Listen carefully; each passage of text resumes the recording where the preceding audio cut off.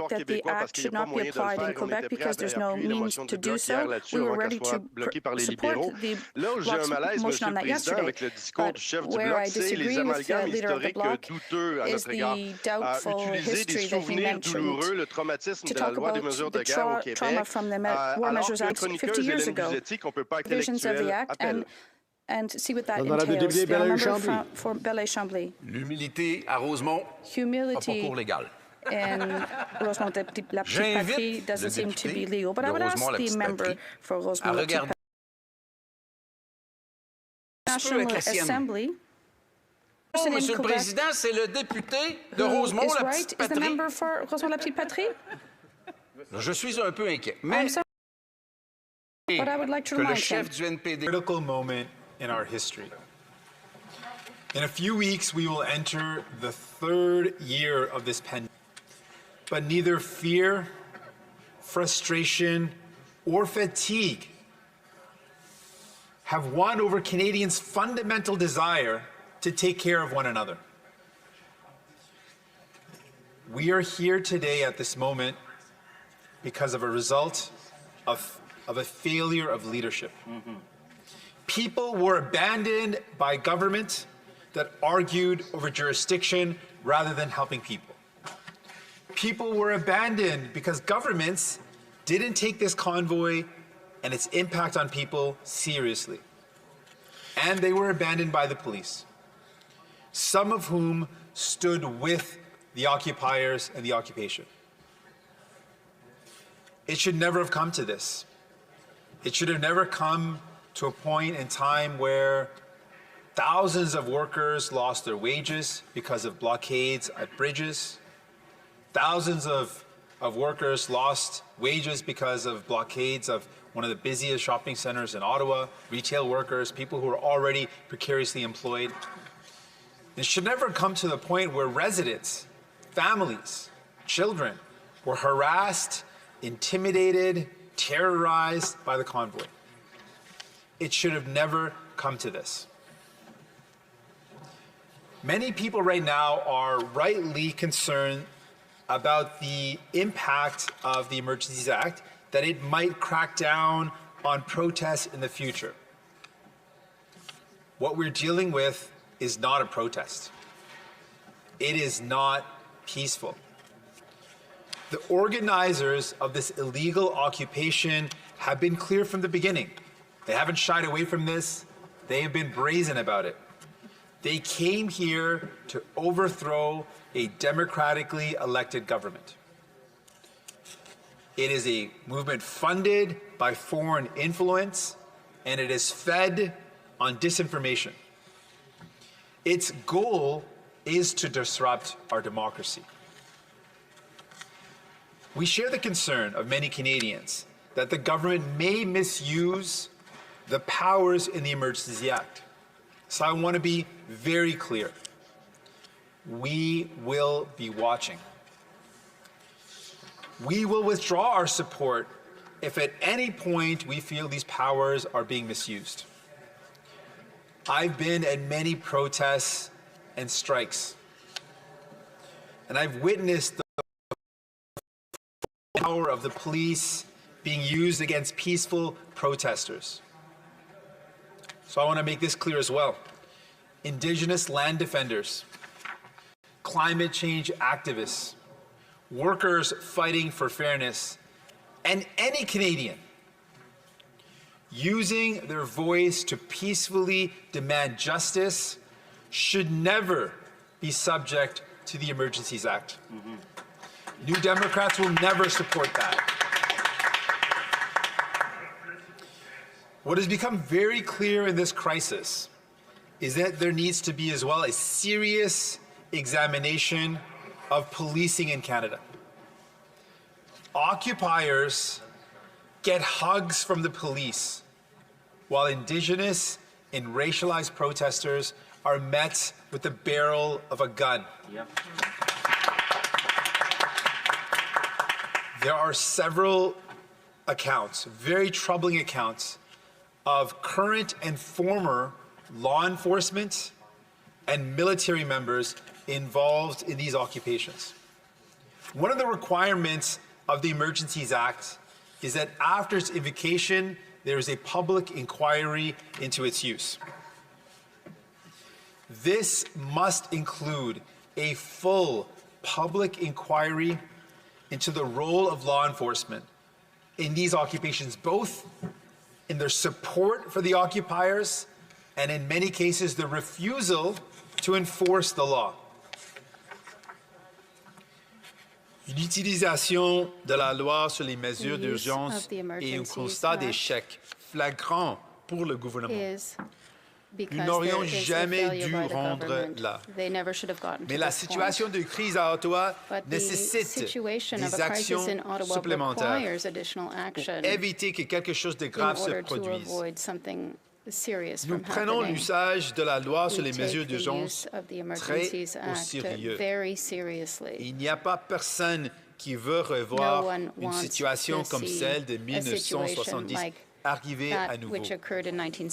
Plusieurs personnes sont marquées par l'usage de mesures de guerre en 1970, les arrestations aléatoires, l'usage d'armées dans les rues de Montréal. De nombreuses personnes sont inquiètes qu'une telle situation se reproduise et je les comprends. C'est pourquoi l'usage des mesures d'urgence doit être pris avec un grand sérieux et beaucoup de précautions. Nous sommes rassurés que l'usage de l'armée n'est pas considéré et les droits prévus à la Charte des droits et libertés seront toujours maintenus. Ce qui veut dire que les arrestations et celles-ci arbitraires ne seront pas justifiées par la loi. Mais l'NPD croit qu'il n'y a aucune justification pour le moment d'utiliser les mesures d'urgence au Québec. Nous demandons des garanties au Premier ministre que les mesures d'urgence seront seulement utilisées où elles sont réellement nécessaires. À tout moment, l'NPD est prêt à utiliser les mécanismes à sa disposition pour révoquer les pouvoirs au gouvernement. Il n'est pas de question de donner un chèque en blanc. Et nous aurons le gouvernement à l'œil pour éviter quelconque abus. In the last few weeks, we've heard a lot about divisions in our country. That division, sadly, has been fed and amplified by members in this House. That has to end. Using a pandemic as a political wedge to score points off your opponents to try to win a leadership or an election is wrong. And frankly, dangerous. This virus doesn't care who you voted for. Wearing a mask isn't a partisan activity. Vaccines save lives. And the vast majority of Canadians and members of Parliament know this and have supported vaccination efforts. We cannot let Canadians' trust in science and public health be eroded by political opportunism. The pandemic is changing, and our response has to change as well. Restrictions are being lifted. We need a plan to get out of the pandemic, to get to the end of the pandemic. A plan based on science and our fundamental responsibility to take care of one another. Canadians who have done everything asked of them now want to know what to do next. Canadians have followed the rules, but they need to believe that restrictions are fair and make sense. We know that things can change quickly. New variants may appear, the evidence may change. But without a clear plan, confusion, disinformation, and resentment grows. We believe that a plan to get to the end of the pandemic, to get us out of this pandemic, has to include the urgent repair of our healthcare system so that people can get the care when they need it. It has to include finishing the job of vaccination, especially of our children. And we have to make sure there's global access to vaccines so we avoid future variants and waves of infection. And we need to move forward on solving the problems that this pandemic has only made worse. The reality is, working people have paid the price of this pandemic. While big companies took government money and gave out shareholder dividends and CEO bonuses, frontline workers got sick because they had to work without sick leave. Parents struggled to keep their kids at home while schools were closed and big box stores stayed open. You are right to be angry that life has only gotten harder over these past 2 years, that it is almost impossible to buy a home, to keep a roof over your head, or to rent a decent place to live, because wealthy speculators are driving up the cost of housing. You are right to be angry that the cost of groceries go up to feed the profits of wealthy corporate grocery stores. You are right to be angry that you work hard and pay your taxes, but the super wealthy and big businesses don't pay their fair share. And you are right to be angry that your life has become harder while the super wealthy and powerful have only added to their wealth and power. I'm angry too. And when I get angry, I fight. But I learned long ago that my anger and my fight is not with the powerless. Your anger, your fight is not with Canadians. It's with those at the very top, the powerful who have built a system rigged against working people.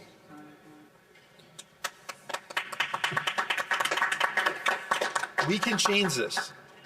We can change this, but only if we come together to fight for a Canada that doesn't leave people behind while others profit situations. It is a story of grocery workers and farmers and truckers keeping us fed, of teachers doing their best to connect with children through screens. Our story is one of neighbors helping each other get vaccinated, helping each other when they're in need. We will not let the last few weeks define this pandemic for us. Canadians have sacrificed too much, lost too many loved ones, missed out on too many moments to allow our country to become divided by hate and violence. Don't let your anger turn into hatred. We know that hatred is like a fire. When it's allowed to grow, it will consume everything.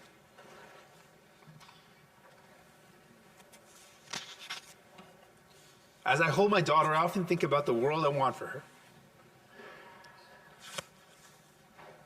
I want her to walk through the world without fear.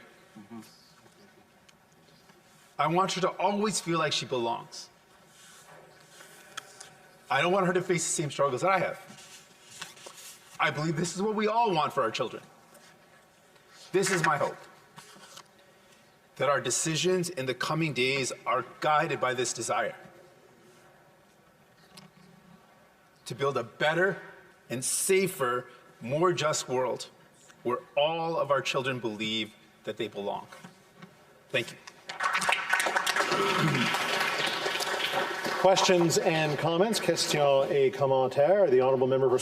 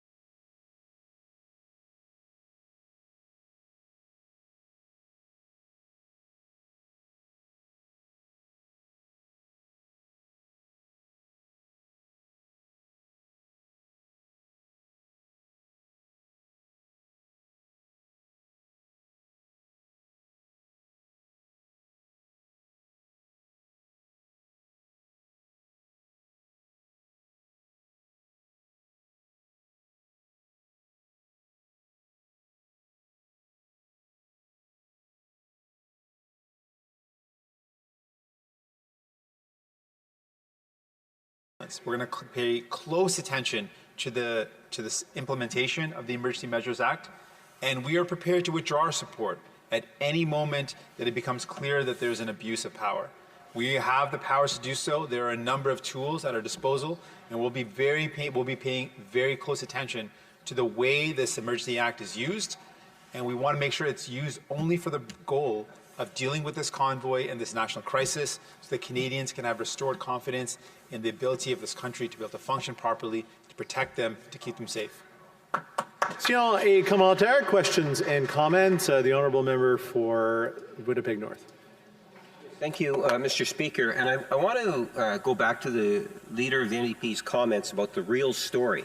Over the last couple of years, there have been so many heroic moments that we have witnessed where people from all regions of the country have stepped up, and that's really needs to be acknowledged right up front. It's an unfortunate situation that we find ourselves in.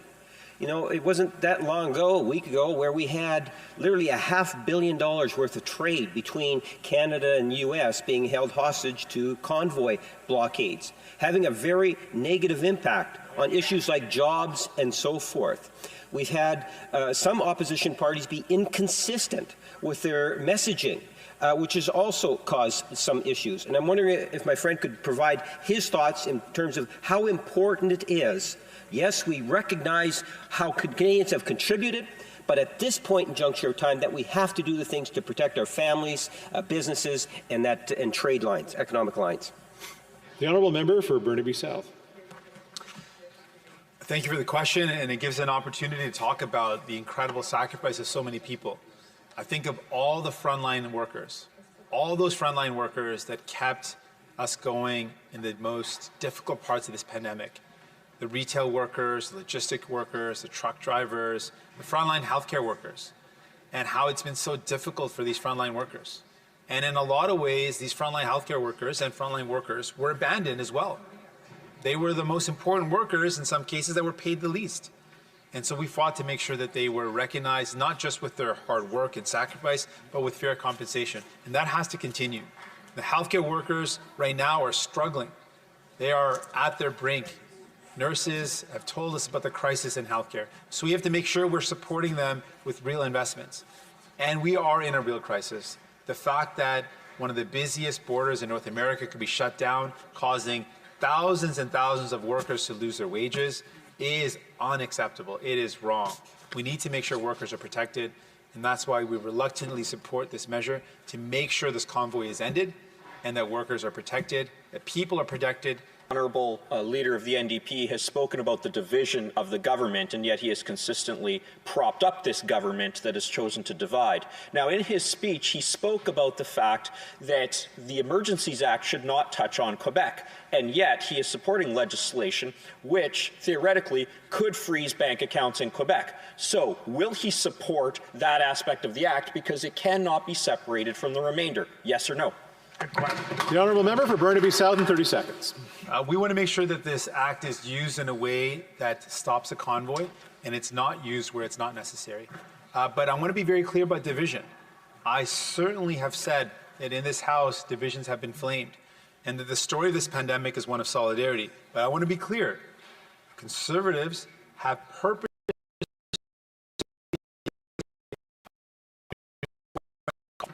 The Liberals have also looked at this as an opportunity to divide and wedge. And I'm saying that it is wrong to do that. We cannot be wedging people on a thing that is not partisan. This is a crisis that we have to come together on. The pandemic is one where we all have to tackle together, and it should not be something to score points on. Prise du débat, continuing debate, the Honourable Minister of Justice and Attorney General.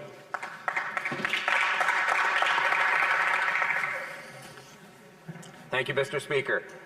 Mr. Speaker, I will be splitting my time with the President of the Queen's Privy Council for Canada and the Minister of Emergency Preparedness. And I see that it's now Madam Speaker.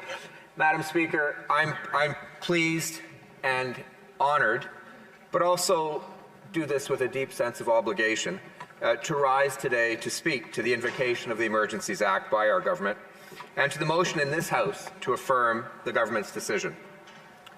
Canada is a rule of law country. By declaring a public order emergency under the Emergencies Act, we followed the law and we are acting within it. There are clear conditions set out in the Emergencies Act in order for a public order emergency to be declared. Our government believes those conditions have been met and that those same conditions required the Government of Canada to act. La loi sur les mesures d'urgence existe depuis 1988 et a remplacé la loi sur les mesures de guerre. Elle est différente de cette dernière de deux façons très importantes. Premièrement, la loi sur les mesures d'urgence contient plusieurs balises et sauvegardes, dont un examen parlementaire. Deuxièmement, les mesures prises en vertu de la loi doivent respecter la Charte canadienne des droits et libertés. I want to reiterate this point. The preamble to the Emergencies Act states, and whereas the Governor and Council in taking such special temporary measures would be subject to the Canadian Charter of Rights and Freedoms and the Canadian Bill of Rights, and must have regard to the International Covenant on Civil and Political Rights, particularly with respect to those fundamental rights that are not to be limited or abridged even in a national emergency. Madam Speaker, any and all of our government action will be subject to the Charter, and it is my job as Attorney General to ensure this. I take that responsibility incredibly seriously. There is therefore a further check in the parliamentary oversight process as well. The Emergencies Act can only be invoked in specific, serious circumstances that amount to a national emergency. In order to meet the threshold for a national emergency, 3 conditions must be met. First, we must be in a situation that either seriously endangers the lives, health, or safety of Canadians and exceeds the capacity or authority of a province to deal with it, or seriously threatens the ability of the Government of Canada to preserve the sovereignty, security, and territorial integrity of Canada. Second, the provinces and territories' capacity to handle the situation must be considered insufficient or show gaps. And third, we must conclude that the situation cannot be handled adequately under any other Canadian law, including provincial or territorial laws. Our government believes these conditions were met, and yesterday we tabled an explanation of the reasons for issuing the declaration as required by the Act. We also tabled yesterday, as required, a report on any consultation with the provinces with respect to the declaration. I would especially like to highlight the support of British Columbia, Ontario, and Newfoundland and Labrador, as noted in the document of invoking the Act to respond to this national emergency. Une fois l'urgence déclarée, la loi sur les mesures d'urgence permet au gouvernement fédéral d'adopter les décrets et les règlements nécessaires pour intervenir. Notre gouvernement respecte les droits et libertés des Canadiens tels que protégés par la Charte. C'est notre intention d'utiliser uniquement les pouvoirs nécessaires, raisonnables et mesurés pour résoudre la crise de façon rapide et sécuritaire, consistant avec la section 1 de la Charte. As you have seen, our government has introduced targeted orders under the Act. While the Act technically applies to all of Canada, we have been very careful to tailor orders to be as focused as possible, and only in those places affected by blockades and illegal occupations will we see any change at all. We have introduced the following measures to bring the situation under control. Temporary regulation and prohibition of public assemblies that lead to a breach of the peace and go beyond lawful protest. The situation in Ottawa and blockades at certain border crossings have gone far beyond lawful protest. Temporarily designating and securing places where blockades are to be prohibited. This could include borders, approaches to borders, critical infrastructure, hospitals, and democratic institutions. Temporarily directing persons to render essential services to relieve impacts of blockades on Canada's economy. This could include tow trucks and their drivers, for compensation, of course. Temporarily authorizing or directing financial institutions to render essential services to relieve the impact of blockades, including regulating and prohibiting the use of property to fund or support the blockades. temporarily enabling the RCMP to enforce municipal bylaws and provincial offences where required, and finally, temporary imposition of fines or imprisonment for contravention of any order or regulation made under Section 19 of the Emergencies Act. Madame la Présidente, nous traversons une période extraordinaire et le gouvernement du Canada s'est engagé à respecter et à protéger les droits individuels tout en préservant l'ordre public. Cela comprend toutes les mesures prises par le gouvernement du Canada en vertu de la loi sur les mesures d'urgence, y compris les ordres ou les décrets ou les actions des représentants du gouvernement. I want to repeat what I previously stated. It is my responsibility and commitment as Attorney General of Canada to ensure that all steps taken by our government are consistent with the Charter as required by the Act. The Emergencies Act, Madam Speaker, also contains a number of significant limits, checks, and safeguards. As required by the Act, on several occasions over the past week, the Prime Minister and members of Cabinet consulted with the Premiers and members of their respective governments. Having now declared a public order emergency, we tabled the declaration in Parliament, as required, within 7 days. And in fact, we did so as quickly as possible, well before the 7 days, tabling yesterday for discussion today so that Parliament could perform its important oversight role. In the coming days, a parliamentary committee will be struck to provide oversight while the emergency is in effect. This declaration only lasts for 30 days, unless renewed. However, we can, and we sincerely hope to, revoke the emergency much sooner. Le Parlement a le pouvoir de revoquer un décret, ce qui assure que toutes les mesures prises le seront de manière responsable, mesurée et dans le respect des balises établies. Orders must be tabled in Parliament within 2 days for review of parliamentarians, as was done yesterday. Parliament has the power to amend or revoke any order made under the Act.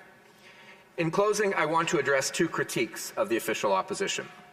They say this declaration is unnecessary. The illegal blockades and occupations are ending. I say, look outside. They are not.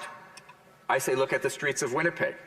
The ones that have ended did so after the Prime Minister announced we were moving to declare a public order emergency.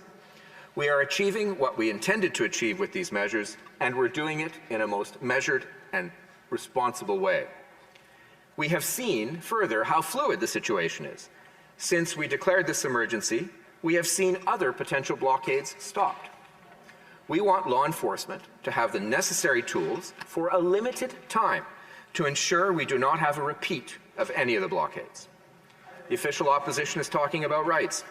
On this side of the House, we take rights seriously. So did the Progressive Conservative government that introduced the Emergencies Act and ensured it was Charter compliant. That was the right thing to do.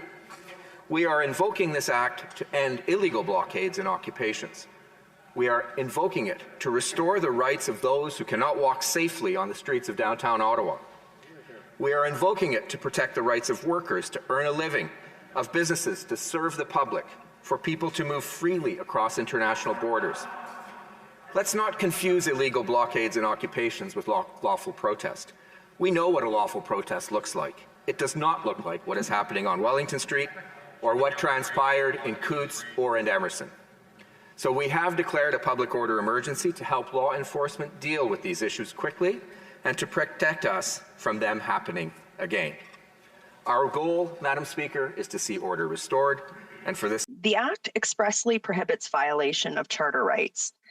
The declaration put forward by the government assumes power to regulate or prohibit private transfers of funds to protesters, including the ability to mandate the reporting of such transfers and freezing of accounts without judicial oversight. How is this measure compliant with Section 8 charter rights to be free from unreasonable search and seizure? Well, Minister of Justice and Attorney General of Canada. I thank the honourable member for the question, Madam Speaker. Indeed, this Act is compliant with Section 8 of the Charter against unreasonable search and seizure. It is an extension of procedures and practices that already exist with respect to anti-terrorism financing and money laundering, Madam Speaker. So we are extending these practices and procedures that already exist, that are already Charter compliant, and to this other situation, i.e. funding illegal blockades and protests and we are going to do it in a reasonable manner. It will be charter compliant, Madam Speaker. Questions et commentaires. L'honorable député d'Avignon-Lamitis, Matane Matapédia. Merci, Madame la Présidente. Je remercie le ministre pour son discours. Je pense qu'on s'entend tous de ce côté-ci de la Chambre pour dire que c'est une mesure de dernier recours et j'ai l'impression que la situation actuelle dit qu'on n'en est pas là. Et il y a plusieurs autres outils qui auraient pu être utilisés avant. Et j'ai l'impression que ça fait en sorte qu'on vient banaliser un petit peu la loi sur les mesures d'urgence. Et je ne suis pas juriste, mais pas besoin de faire une recherche très exhaustive pour se rendre compte qu'il y avait des outils dans le Code criminel canadien qu'on aurait très bien pu utiliser avant d'en arriver à la loi sur les mesures d'urgence. Pourquoi pas porter des accusations criminelles contre les gens qui bloquaient des ponts, contre les gens qui c'est plus une manifestation légale ici, qui font vraiment un siège à Ottawa. Pourquoi ne pas avoir fait ça? Alors, j'aimerais qu'il m'explique pourquoi il n'a pas utilisé les autres outils que le Code criminel lui donnait avant d'en arriver à la loi sur les mesures d'urgence. Le ministre de la Justice. Merci, Madame la Présidente. Je remercie l'honorable collègue pour sa question. Ce qu'on a trouvé dès le début de la crise, et on a travaillé avec, évidemment, les autres gouvernements à travers le Canada durant la crise, et avec la GRC. La GRC a travaillé avec les autres forces policières. Ce qu'on a aperçu qu'il y avait des écarts. Il fallait travailler ensemble. Ce qu'on a fait, Madame la Présidente, avec les mesures qui n'existaient pas avant, on a donné d'autres outils aux forces policières à travers les forces de compétence dans chaque juridiction de mieux encadrer leur situation avec d'autres outils qui pourraient faire en sorte que les situations sont mieux gérées. On est en train de combler les trous, Madame la Présidente. So we're filling in the gaps, Member for Timmins, James Bay. Thank you, Madam Speaker. I've been here for much of the last 3 weeks, and what I've seen in Ottawa is a complete failure of civic officials and a complete failure of the police. This should never have been allowed to spiral. We saw in Quebec City and Toronto, the police did their job. We saw at the Ambassador Bridge the ridiculous situation that our bridge could be shut down for 8 days without action. So now we're having to take these measures. And I want to ask the minister, because he's talking about anti-terrorism measures, is the government able to tell this House that they have evidence that there is terrorism and extremism, that they can justify this, or are we just having to clean up the mess for the failure of what happened here in Ottawa? The Honourable Minister of Justice. Madam Speaker, I thank the honourable member for his question, delivered with his usual passion in this important circumstance. Madam Speaker, I mentioned terrorism as part of the financing. This isn't a terrorism act. We took measures that had been applied to terrorism. We've applied it to other illegal activity. But I'm not equating this to terrorism. What we have done is declare a public order emergency. Based on the reasons we gave in the declaration that we have made, they include the very deleterious economic impact to the kinds of workers that the honourable member has tried to protect throughout his whole career. Think of auto workers in southwestern Ontario or Niagara. Think of beef farmers. Think of pork farmers out west whose supply chains were blocked in trading with our largest trading partner. Madam Speaker, we have declared a public order emergency based on those very serious grounds. We needed to act. We had been there from the beginning. We saw gaps. We filled them. Now we've given better tools to the police. Debate, the Honourable Minister for Emergency Preparedness and President of the Queen's Privy Council. Well, thank you very much, Madam Speaker, and it is a privilege to have the opportunity to rise today as the Minister of Emergency Preparedness to speak to the importance and necessity of the motion before the House. But, Madam Speaker, let me also acknowledge that the fact that we are all in this House, that elected representatives from across Canada have come to debate this important measure, is evidence of the strength and resiliency of our democratic institutions, Madam Speaker. And although the subject of today's debate is a solemn one, I think it is also evidence that should give us strength, resolve, and hope. Madam Speaker, let me begin my remarks by acknowledging the impact that these blockades and demonstrations have had on Canadian citizens, particularly for the people of Ottawa, who have been subject to intimidation and threats, a disruption of the course of their lives that, frankly, Madam Speaker, is unacceptable. Among the most important freedoms that we covered and protect in this country is the freedom of opinion, freedom of expression, and freedom of assembly. Lawful, peaceful protest. But, Madam Speaker, it's also been said, your freedom to swing your fist ends at the end of my nose. And what we have seen, unfortunately, over the past 3 weeks is those rights have been exceeded and abused to the point that it's put Canadians in harm's way. Madam Speaker, I also want to speak briefly about the impact of the blockades that were taking place at vital trade corridors in this country, our international borders. Madam Speaker, when the protesters decided to go to our borders, we need to recognize and acknowledge they were going for the throat. They were going to cut off the supply of goods and services that our country relies on. When they stopped parts from coming across that border at the Ambassador Bridge, they shuttered factories. They idled workers. They damaged the reputation of Canada as a safe and stable place to invest. They hurt Canadians. It was clearly their intent. It is clearly what they were doing. And, Madam Speaker, it had to stop. And we saw the same targeted approach to hurt Canadian interest, to harm their fellow citizens in Coutts, Alberta, in South Surrey, British Columbia, in Emerson, certainly at the Ambassador Bridge, a number of feints at other border points.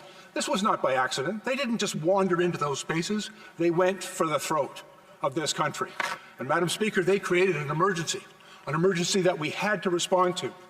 And, Madam Speaker, for the first time, we have come to the difficult decision to invoke the authorities of the Emergency Act. And I want to assure this House, from the very outset, our government recognized the significance of this decision, the heavy responsibility that would come with pursuing it. Not just the responsibility of this government, but of this House. We approached the process with caution and with care. It was essential that we explore all options available to us, Madam Speaker. We looked at everything very closely. We looked at our existing legislation. We looked at the regulations that support the Department of Justice officials, with the support of our Department of Justice officials, to see what additional federal supports would be required. We examined existing municipal, provincial, and federal authorities. Madam Speaker, I think it's rather evident. The threat of parking tickets did not deter those trucks in Ottawa. The threat of the enforcement of the Ontario Highway Traffic Act did not deter those commercial carriers from coming down our highways and using their vehicles, which are licensed under that legislation, to cause harm to Canadians. And it has also become clear of the limitations of even the authorities enshrined within federal law and the criminal code that our law enforcement officials were struggling. One of the things that became evident, and I'll give you 2 examples that I hope would be helpful to to the Parliament in consideration of the necessity for these measures. One of the challenges that our law enforcement officials had, and not just our law enforcement officials, but those who are tasked with gathering and analyzing financial intelligence through FinTrack. Unfortunately, the funding associated to these actions which in many cases have been clearly criminal and harmful to Canadians, was opaque. And it became very clear when our officials came to us said they did not have the tools that they needed to provide the necessary and appropriate scrutiny of the source of that funding, and they did not have the tools to bring the accountability and even the consequences that were required to do their jobs. We listened, Madam Speaker. We listened to what they needed. We looked at the important Ontario, for example, declared an emergency and brought forward really important and useful regulations. But they couldn't do that because it was our responsibility. And so we considered that. We listened. Another example, Madam Speaker, and this may sound trivial, but it was significant. Jurisdictions right across the country. I heard from my counterpart and colleague, the minister responsible in Alberta, who for weeks has been asking for help to get tow trucks down to Coutts, Alberta, to haul those trucks away. And yet the tow truck industry in Alberta, like in Ontario, like right across the country, as a result of threats and intimidation, they were afraid to do their job. We needed that equipment, we needed those drivers, we needed their ability to remove those vehicles. But, Madam Speaker, they were intimidated and afraid. And so we brought forward in these measures an authority not to compel them, but to really authorize them to do what we all needed them to be done. And Madam Speaker, I just might submit to you all, these measures work. People who knew the gaps in our laws, the gaps in law enforcement's response, they were exploiting it. And when we closed that gaps, they went to school, and we saw evidence of it in Coots. Now, I don't want to minimize the importance of the RCMP investigation. And by the way, I'm not going to comment on any aspect of their investigation or the prosecution that will follow. It's totally inappropriate for a minister to do so. But I want to thank them for doing their job, and I want to thank God that they were able to do it safely. That eliminated part of the threat at Coots. But when we announced on Monday that we were coming for the source of their funding, that there were going to be real consequences, financial consequences for their actions, they scurried away. And that's exactly what we needed them to do. They did exactly the same thing in Emerson, Manitoba. And even though we've seen yesterday in Windsor, some of them were going back because this is the way they can most effectively attack this country. They were stopped. They were stopped by effective law enforcement. And so, Madam Speaker, we have brought forward these measures. But let me also assure all my colleagues in this House, these measures must always be charter compliant. Our expectation is that our law enforcement officials will do their job, the job we all need them to do, but they will always do it mindful of their responsibility to uphold the rule of law, to effect their lawful purpose with a minimum amount of force, to do the work right. And I also want to assure this House, Madam Speaker, we'll be there to support them. We'll be there to support them. When they say we need tools, we'll give them the tools to do the job. And when they say we need resources, we'll provide those resources to do the job. Madam Speaker, every order of government and every person in this House has a responsibility to stand up with resolve and determination and to do what is necessary to protect Canada's interests. Thank you very much, Madam Speaker. Questions and comments. The Honourable Member for Sturgeon River Parkland. Thank you, Madam Speaker. I would note that the Deputy Director of Intelligence for FinTrack, Barry McKillop, would disagree with the Minister's suggestion that there is extremist financing of the convoy. But I'll move on to my question. Back in January through March 2020, as the Minister said, these people came for the throat. What happened to the throat of our country when our railways were being blockaded, when our pipelines were being blockaded? We couldn't even get propane to Quebec in the middle of the winter, risking the lives of so many seniors. The port of Metro Vancouver was blockaded. And now this government said we needed to initiate dialogue.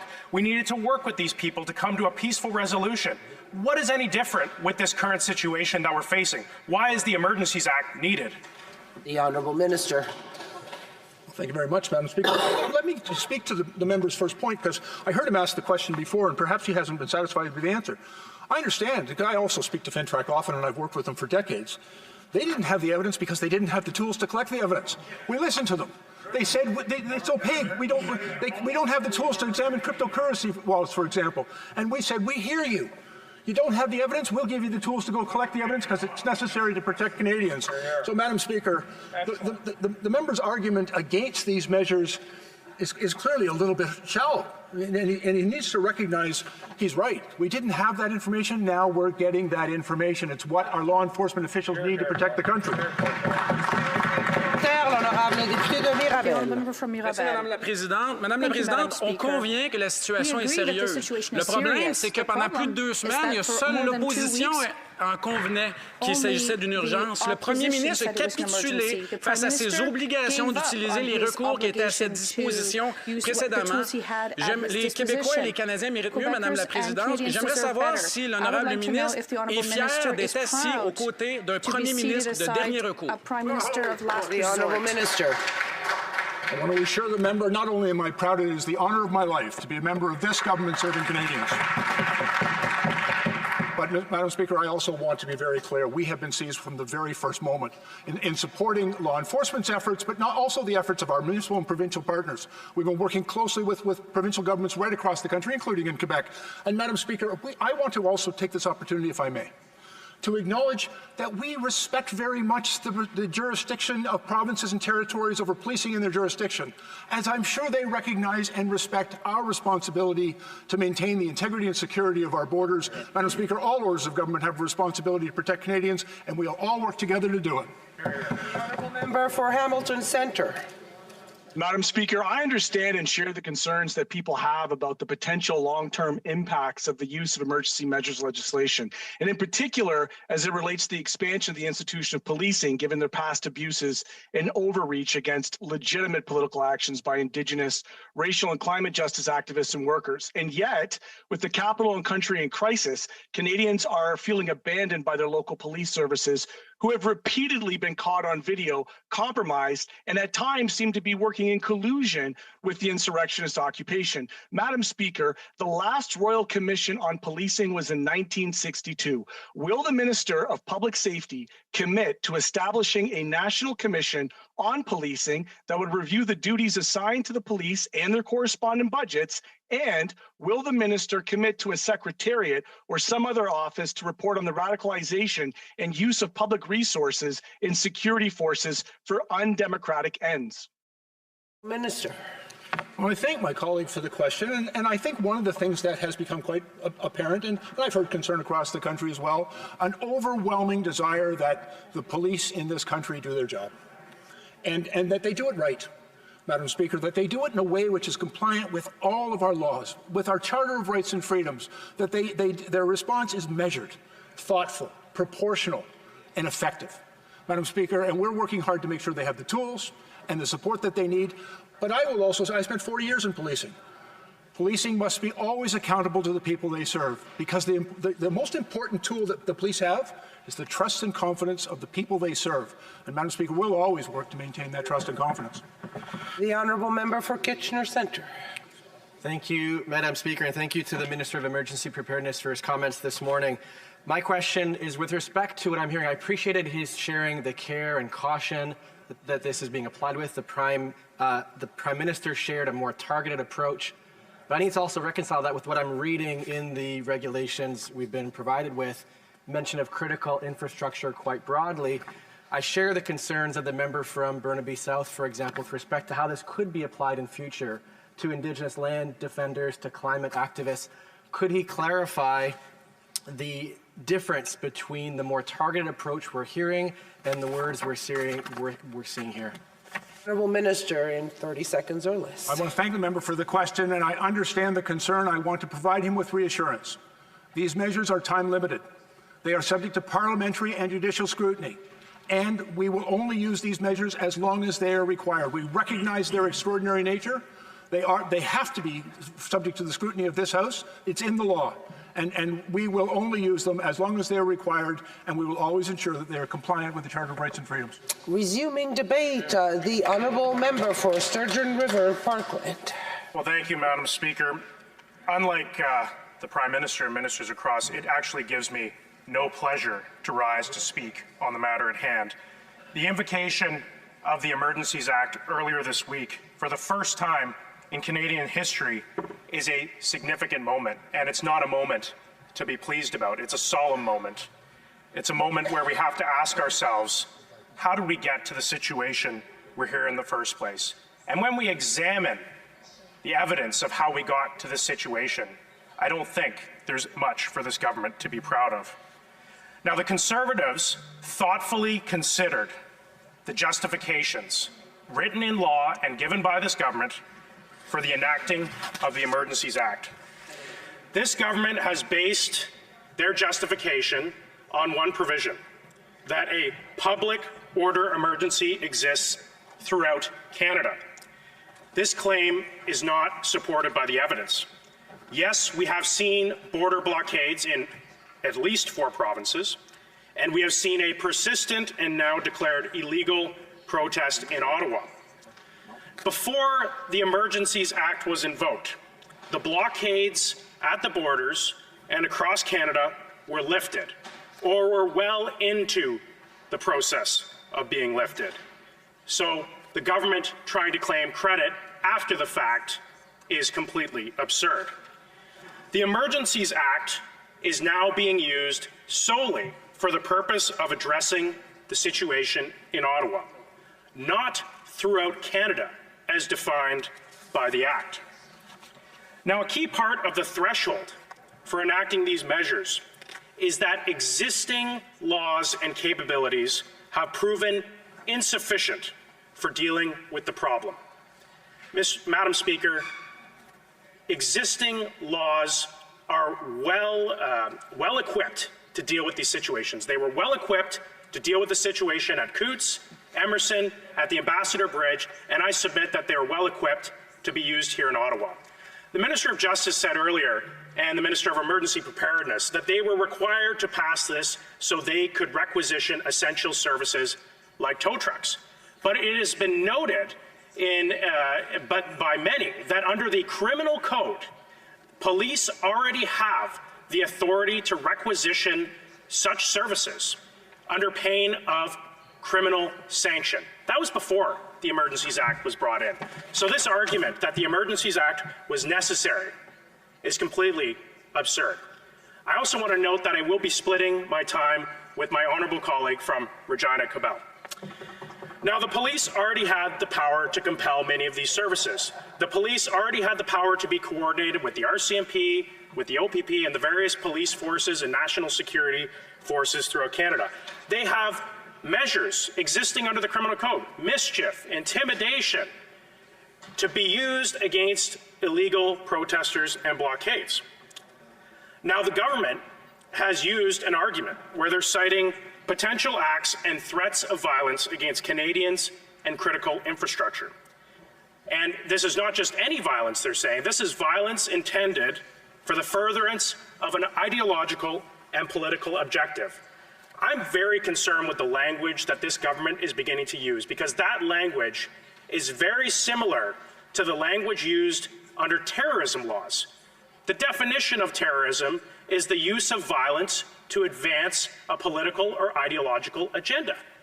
This government is using terrorism legislation against Canadian protesters. Wow. There is very little evidence that there was a serious threat to persons and critical infrastructure from these protests. There was a short-term risk. It was dealt with by law enforcement. I am very concerned, I'll address the member's question there, Ms. Heckel. I am very concerned about the situation that occurred around Coutts, Alberta, where a small group of militants were arrested with firearms and with the intent to do harm. I am so thankful for law enforcement, for their efforts in taking down this very real threat. And I am so confident in our law enforcement because I know they have been planning this operation for weeks. They have likely infiltrated this group. They had a plan and they had the appropriate tools and expertise to deal with this dangerous situation and diffuse it before it became a very real and dangerous situation. And the fact is, Madam Speaker, that they did this before the imposition of the Emergencies Act. Clearly, they have the tools. This undermines the government's complete argument that they are justified because there were tools that were insufficient to deal with the problems. The tools have been insufficient. The threshold has not been met. I want to address some comments that have been made by this government. The Minister of Public Safety at a press conference stated very clearly and definitively that there is a connection between that militant faction at Coutts and protesters here in Ottawa. He declined to provide any evidence to back up that assertion.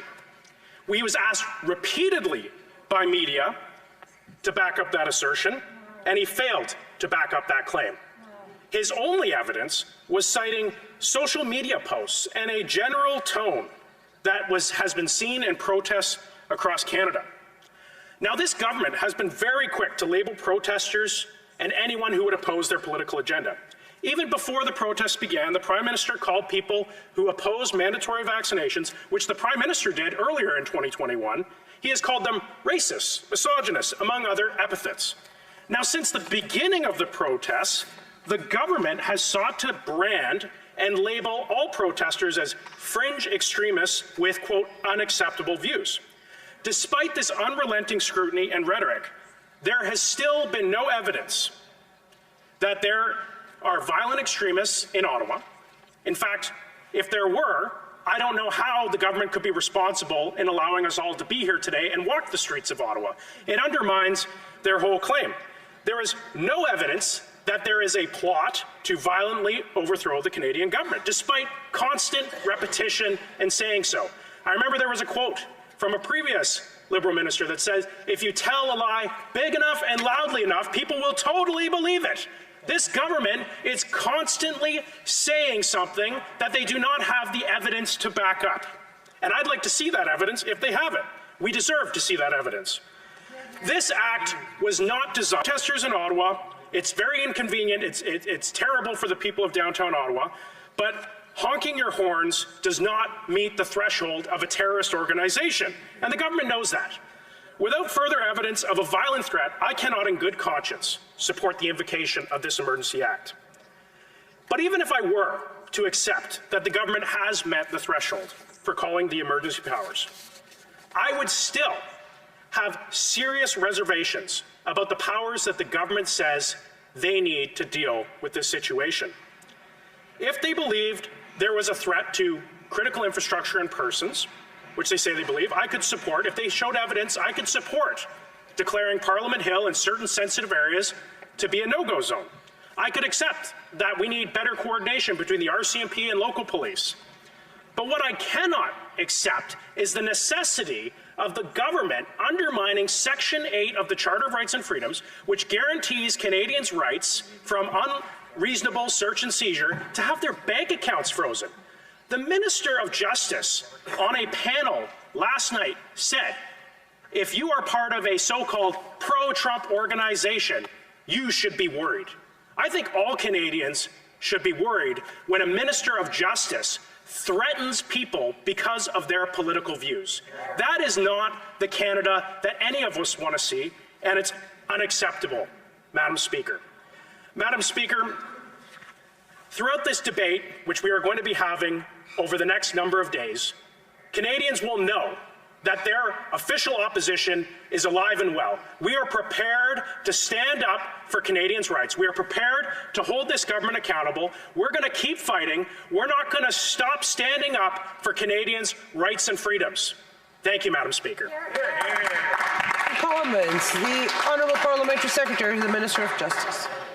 To the Minister of Justice. Yep. To the Honourable. That's to the previous Parliament, Madam Speaker. Sorry. Parliamentary Secretary to the Minister of International Trade. And I listened to the member's speech as I was actually walking over here on CPAC, and I'll respectfully, and I do want to try and reduce the tone of this debate, point out a couple of things. One is that what happened in Coutts, Alberta is extremely concerning for any Canadian, and I presume all parliamentarians that are concerned about violence. Secondly, that people, including outside of this very building, have openly called for the overthrow of a duly elected government, including an entity calling itself Canadian Unity. I think that is direct evidence of an ideological imperative or agenda that is being pursued. But the last point that I would gently point out to the member opposite is that I appreciated his submissions, and I mean that with all sincerity. But all that is being extended here with respect to laws that are already compliant with Section 8 of the Charter that relate to unreasonable search and seizure and FinTrack is ensuring that FinTrack can be applied to cryptocurrency and to crowdfunding sources. Is that not a necessary initiative given the foreign funding that is streaming into this country right now? The member. For Sturgeon River Park. Parkland. I want to thank the honourable member for that very good question, because I was at Public Safety Committee when Deputy Director of Intelligence Barry McKillop answered a question from one of his colleagues who said, why aren't we covering these crowdfunding sources? That's obviously a big loophole. And the deputy director stated that the payment processors that move the money from individuals to the crowdsourcing pages report to FinTrack. And the Canadian banks that receive the money from the crowdsourcing efforts report to the Canadian government. He stated there are no such thing as anonymous donations because everyone must provide their name and their credit card. There are no anonymous donations. FinTrack knows exactly who's donating, exactly where the money's going. They have the tools that they need. We do not need this further infringement on Canadians' rights and freedoms. Merci, Madame la Présidente. J'ai écouté avec beaucoup d'attention le discours du collègue conservateur. Clairement, le Bloc et les conservateurs entendent s'opposer à l'application de la loi sur les mesures d'urgence, mais pour des raisons qui sont réellement et visiblement tout à fait différentes. Le Bloc s'y oppose parce que c'est une volonté unanime de l'Assemblée nationale du Québec et du gouvernement au pouvoir à Québec de ne pas voir le fédéral, encore une fois, s'ingérer dans ses affaires et lui imposer une loi sur les mesures d'urgence qui and on le impose rappelle, the Emergencies garde un Act, petit which goût amer à peu près à l'ensemble des Québécois, is a considérant bit ce of qui a s'est bitter passé en pill for 70. Quebecers who J'entendais le remember back collègue, to lui, qui parlait 1970. plutôt The de colleague l'absence de instead was preuves talking qu'il about the existe absence of dans proof les that there manifestations, were plutôt dans in the l'occupation qu'on voit demonstrations and the présentement à occupation Ottawa, that we currently see l'absence here de in preuves qu'il Ottawa, the existe absence of effectivement evidence that des there éléments are plus radicaux more qui pourraient radical menacer la elements that sécurité could threaten et des citoyens et security éventuellement la sécurité and nationale. individuals and Est-ce que national c'est bien security ce que le itself collègue eventually? affirme qu'il ne Can croit the pas qu'il y colleague ait dans ces manifestations confirm that he illégales-là doesn't see des these in éléments these areas J'aimerais qu'il happening in précise sa terms of pensée là-dessus, demonstrations? Madame I'd la like to have his comments on that. Thank you. Member for Sturgeon River Parkland. I want to thank the honourable member for that question. And you could go on Twitter right now and find some of the most outrageous, offensive, and criminal statements across Canada. But what we do not in this country is base the passage of laws and the invocation of emergency acts based upon the possibility of a threat. We must base it on a real threat. We must base it on evidence that there is a threat to Canadians. And the fact that we are allowed to walk freely through this parliamentary precinct with protesters less than 100 meters from us right now belies the fact that it undermines the claim that there is a serious threat to Canadian democracy. Thank you. Member for London Fanshawe. Thank you, Madam Speaker. The honourable colleague across the way, I find it very difficult. He was talking about that people were just honking their horns, and that he seemed to try and allude that this convoy was just a simple annoyance for the people in Ottawa. However, I've spoken to quite a few who are working in the downtown. I had a lovely young woman who served me lunch at a restaurant, and I asked her how she was doing. And she talked about the harassment. She talked about specific assaults. She talked about the assaults to friends of hers that were working in the market. That is what we need to address here. So I wonder if he could explain, Madam Speaker, why he seems to think that this is just a simple annoyance and why he would want to take away from the safeties of the people who are working and living in this downtown. River Parkland. Well, thank you, Madam Speaker. The member is putting words in my mouth. I'm not saying that this is a simple inconvenience for the people of downtown Ottawa. I'm not downplaying the experiences that she's telling. I believe they are true experiences. They're unacceptable experiences, and they are experiences that can be dealt with. Laws. Harassment is a crime. Intimidation is a crime. It's up to police to enforce these measures. We do not need emergency powers to enforce existing laws. Thank you, Madam Speaker. The honourable member for Regina Capel. Thank you very much, Madam Speaker, and I'd like to thank my colleague for agreeing to share his time with me. I think it's very important for Canadians to understand that this is in no way the government's reaction, the government's proposal to invoke the Emergency Measures Act is in no way connected to public safety, to restoring order, or to upholding the rule of law. We know this because we know what they've done with previous protests and blockades. When the Prime Minister agrees with the aims of protesters, he does nothing. In fact, actually, it would be unfair to say he does nothing. He does nothing to end the blockades. He actually will send negotiators. He'll actually send government delegations to meet with protesters and even propose settlements and compromises when he agrees with the political aims of those protesting. We know this because in 2020, anti-energy protesters, anti-oil and gas worker protesters held up vital transportation links for weeks, Madam Speaker. At the time, the Prime Minister had a much different tone. Let's take a look at what he said when vital transportation links, when rail lines were blockaded, crippling the Canadian economy for weeks and weeks at a time. He said, and I quote, "Therefore, we are creating a space for peaceful, honest dialogue with willing partners." Compare that to the rhetoric and inflammatory language that he has used over the past several weeks here in 2022. Make no mistake, Madam Speaker, the protests that are happening in Ottawa and that have taken place across the country are a direct result of the Prime Minister's actions and his rhetoric. The demonization of people who are fighting to get their rights back. After 2 years of incredible hardship, 2 years of politicians and government agencies telling people that they weren't allowed to have family members visit them inside their own home. After 2 years of governments telling business owners that they had to keep their doors shut and their employees laid off. After years of people not able to use the various support systems that they've had in their life, relying on friends and family. Gyms closed, activities for children canceled. After 2 years of this, just as there is hope on the horizon, as other jurisdictions around the world and even here in Canada were lifting restrictions and easing mandates, the Prime Minister added a new one. He added a new restriction after 2 years of telling truck drivers that they were essential services, that they were be allowed to travel across the border to bring vital goods into our markets. After 2 years of deeming them that essential service, just as there was hope and reasons to lift restrictions and mandates, the Prime Minister added a new one without any data to back it up, without any evidence to back it up. Then when people started objecting to this, finally saying enough is enough, we want our freedoms back, Madam Speaker. It's time for the government to retreat back to the normal boundaries of government interference in our lives. When people started doing that, started to gather together to peacefully protest against government overreach, what did the Prime Minister do? He called them names, tried to smear them with broad brushes. He called them racists and misogynists.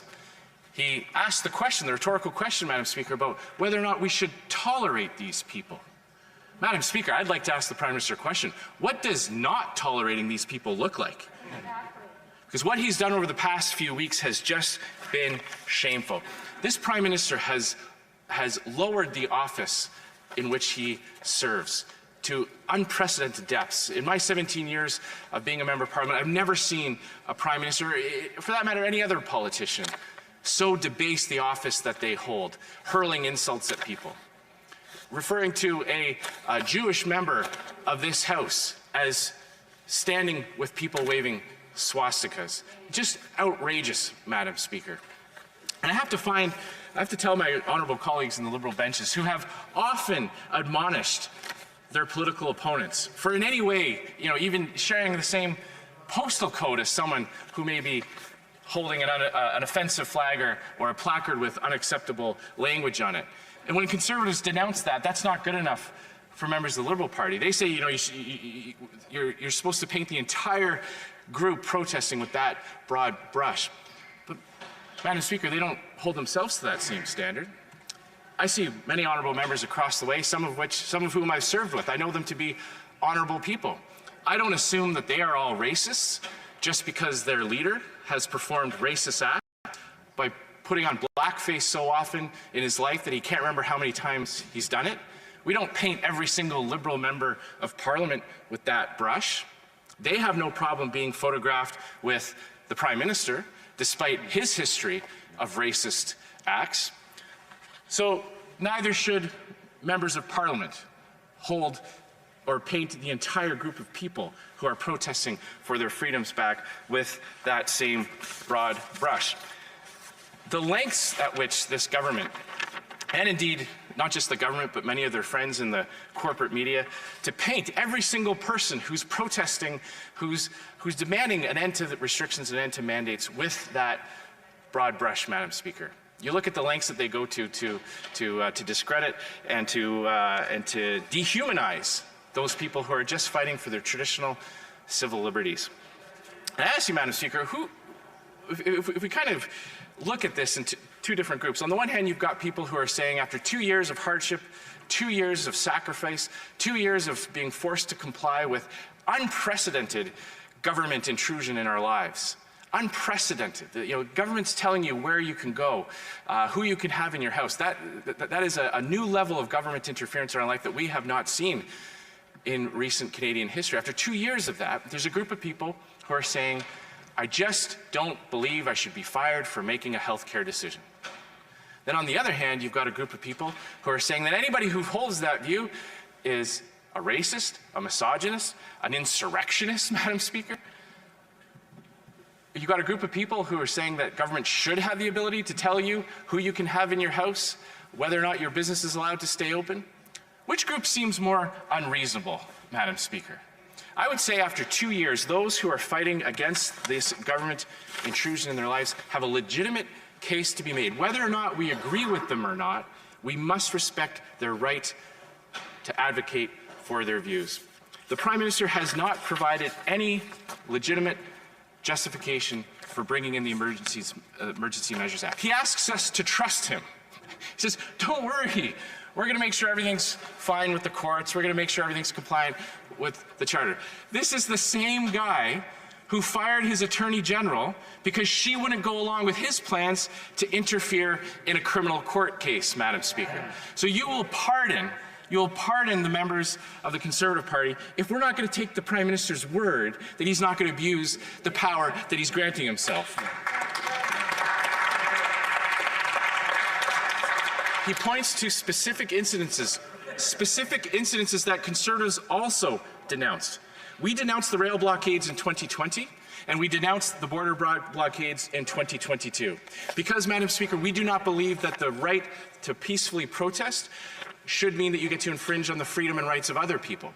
But when we raised that point in 2020, calling on the government to do something about the rail blockades when it was the anti-energy workers, who, by the way, there are a lot of radical left-wing protests across the country where you see all kinds of placards, anti-Semitic placards. You see banners advocating violence committed against police officers. You don't see the government rushing to crack down on that. They're talking about foreign funding, Madam Speaker. How about the foreign funding that's poured into Canada by the hundreds of millions to help groups fight against energy projects and natural resource projects across the country?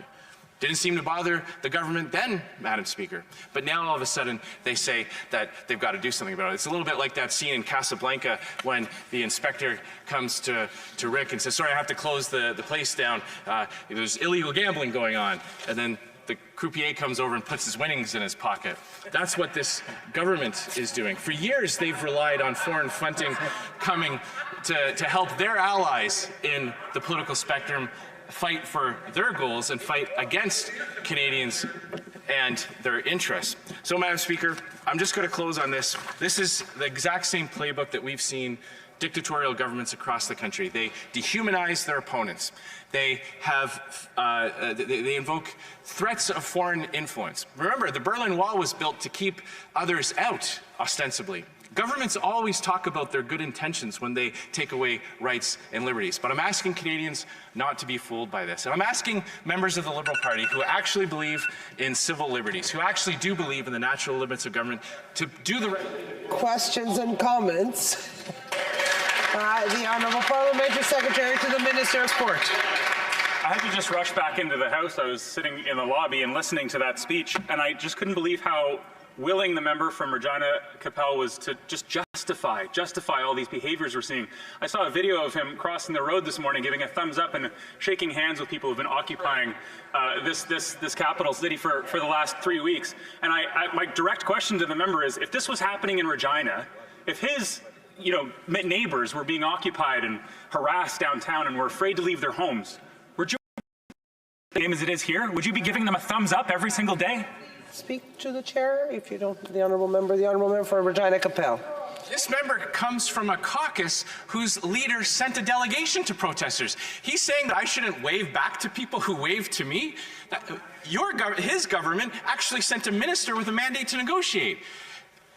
Madam Speaker, I'm Canadian. I'll wave at people when they wave to me. I'll say hello to people who say hello to me. When I have constituents who have left their homes to come and fight for their freedoms, I will listen to them. I will be civil. Because if the government had started off this whole thing with that type of attitude, we might not even be having this debate today, Madam Speaker. Questions et commentaires. L'honorable député de Saint-Hyacinthe.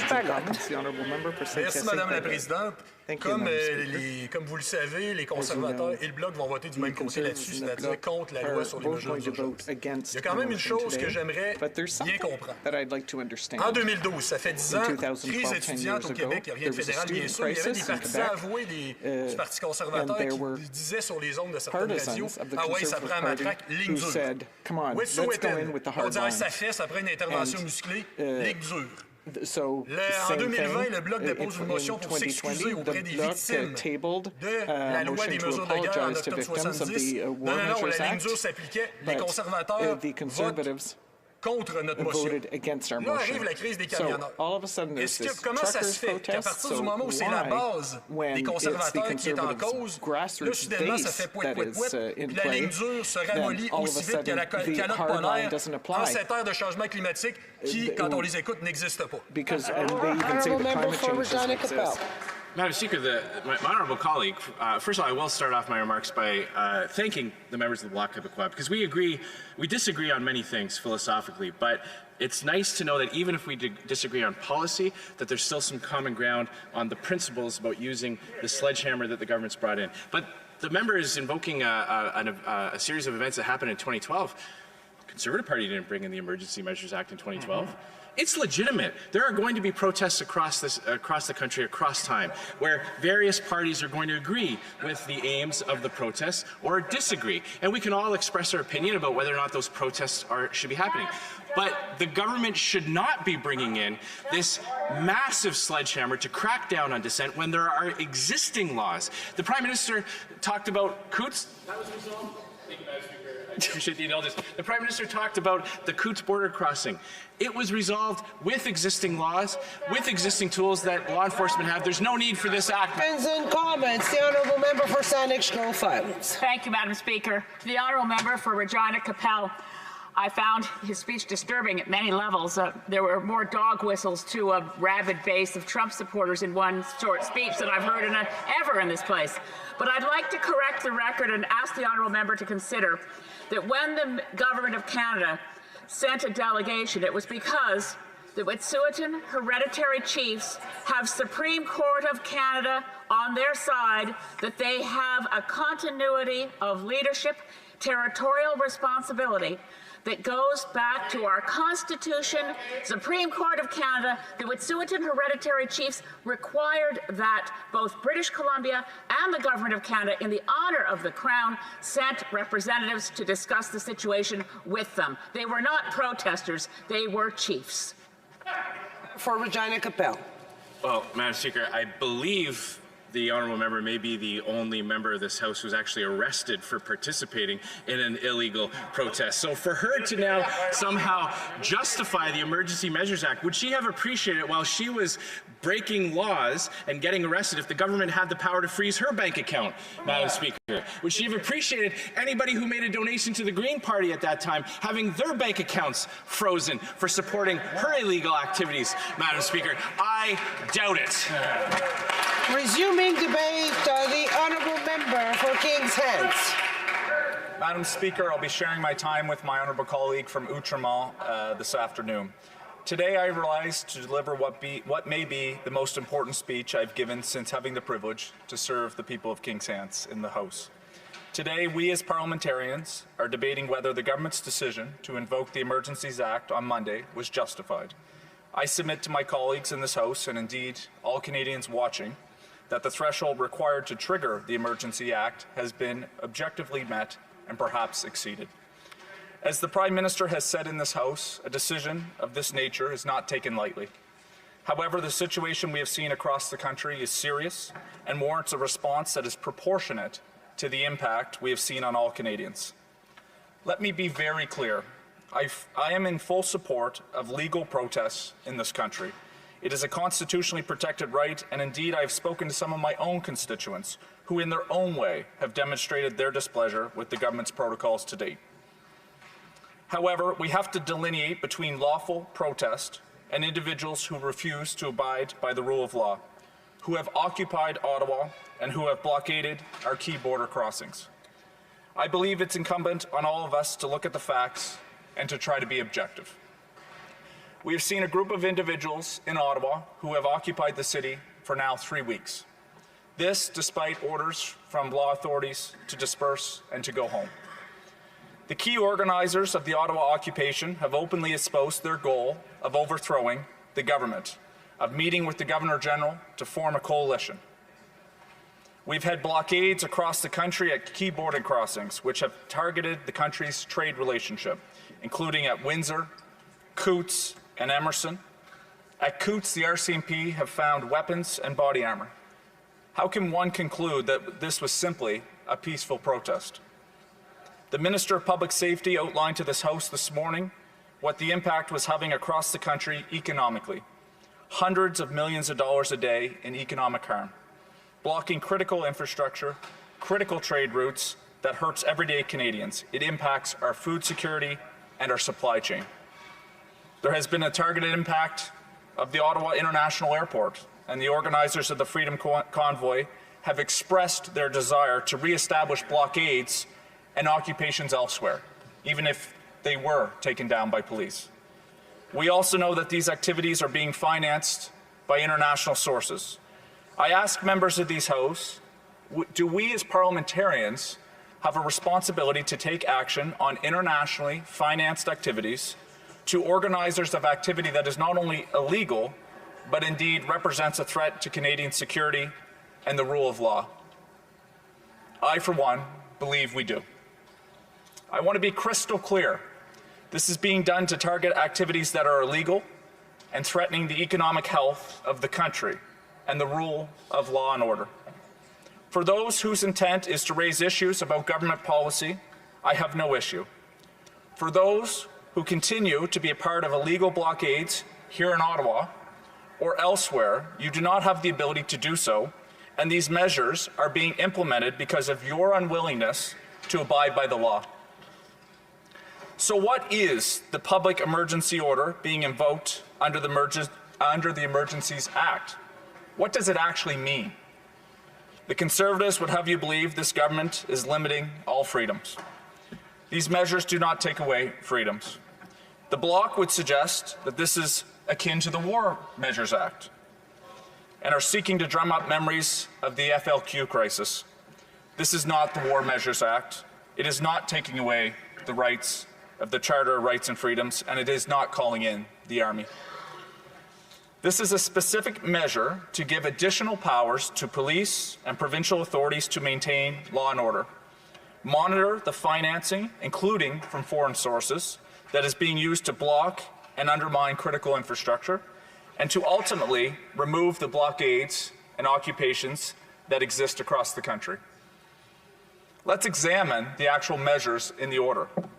The regulation and prohibition of public assemblies that lead to a breach of the peace and go beyond lawful protest. I want to be clear, lawful protests can continue. Designated and securing places where blockades are to be prohibited. Directing persons to render essential services to relieve impacts of blockades on Canada's economy. So this could include things like tow trucks, Madam Speaker, that could be requisitioned, of course, for compensation by government authorities to help remove removing trucks and vehicles that are blockading key infrastructure. Authorizing or directing financial institutions to render essential services that relieve the impact of blockades, including regulating and prohibiting the use of property to fund and support the blockades that are undermining economic security in the country. Measures enabling the RCMP to enforce municipal bylaw and provincial offences where required, and the imposition of fines under Section 19 of the Emergencies Act. I submit to this House that these measures are specific, they are time-limited and geographically focused. The measures will be overseen by a joint parliamentary committee and of course must be supported by a majority in this House to remain in force. I have previously mentioned that policing is in the domain of municipalities and the provincial government. Madam Speaker, since day one, our government was and continues to work directly with municipal and provincial authorities and their law enforcement. We've answered calls for additional resources. We helped create integrated operations and additional RCMP officers to try and deal with blockades. Leading into Monday's decision, it was clear that the provincial and municipal authorities were being unable to address the situation. Ironically, members of this House were calling us to show federal leadership. Some Conservatives, after openly encouraging illegal activity to continue, and were asking the government to stop the blockades. Well, these measures that. My question to members in this House who are criticizing the government for making available time-limited tools under the Emergencies Act to support law enforcement What intermediate step would you suggest the government should have undertaken? Beyond asking the Prime Minister to meet with individuals who fly flags that say F-U-C-K, Trudeau, and want to overthrow a democratically elected government and have stated that they will not leave until their demands are met, what security measures would you have suggested this government should have undertaken? That is the key question. As my constituents, Madam Speaker, have rightfully pointed out, it is easy to be an armchair critic, but I have yet to hear much constructive measures on the other side of the House on how to deal with the current situation. Madam Speaker, I support the government's measures. They are reasonable, they are balanced, and they are proportionate to the circumstances we have seen. They are focused on giving tools to police in jurisdictions across the country to resolve illegal blockades that are hurting everyday Canadians. And I think it's extremely important for all of us to remember that these are tools that are available. This order is in effect for 30 days. This is to make sure that we have the ability to address the circumstances that we've seen. I would hope that all members of this House believe that this is an important measure so that we can make sure that the blockades, the economic harm, and frankly, the lack of rule and order that we've seen in certain elements of this country do not continue. Thank you, Madam Speaker. I look forward to taking questions from my honourable colleagues. Questions and comments. The honourable member for Edmonton West. Madam Speaker, I'd like to thank my colleague for his speech today. Earlier we heard from one of his colleagues that the government says they know what a lawful protest looks like. I'm wondering why the government then did not act when we had protesters blockading Via Rail, CN Rail, blocking the Port of Vancouver, crippling our economy and crippling pipelines and oil and gas transfers to the point that Alberta companies are offering to truck propane to Quebec.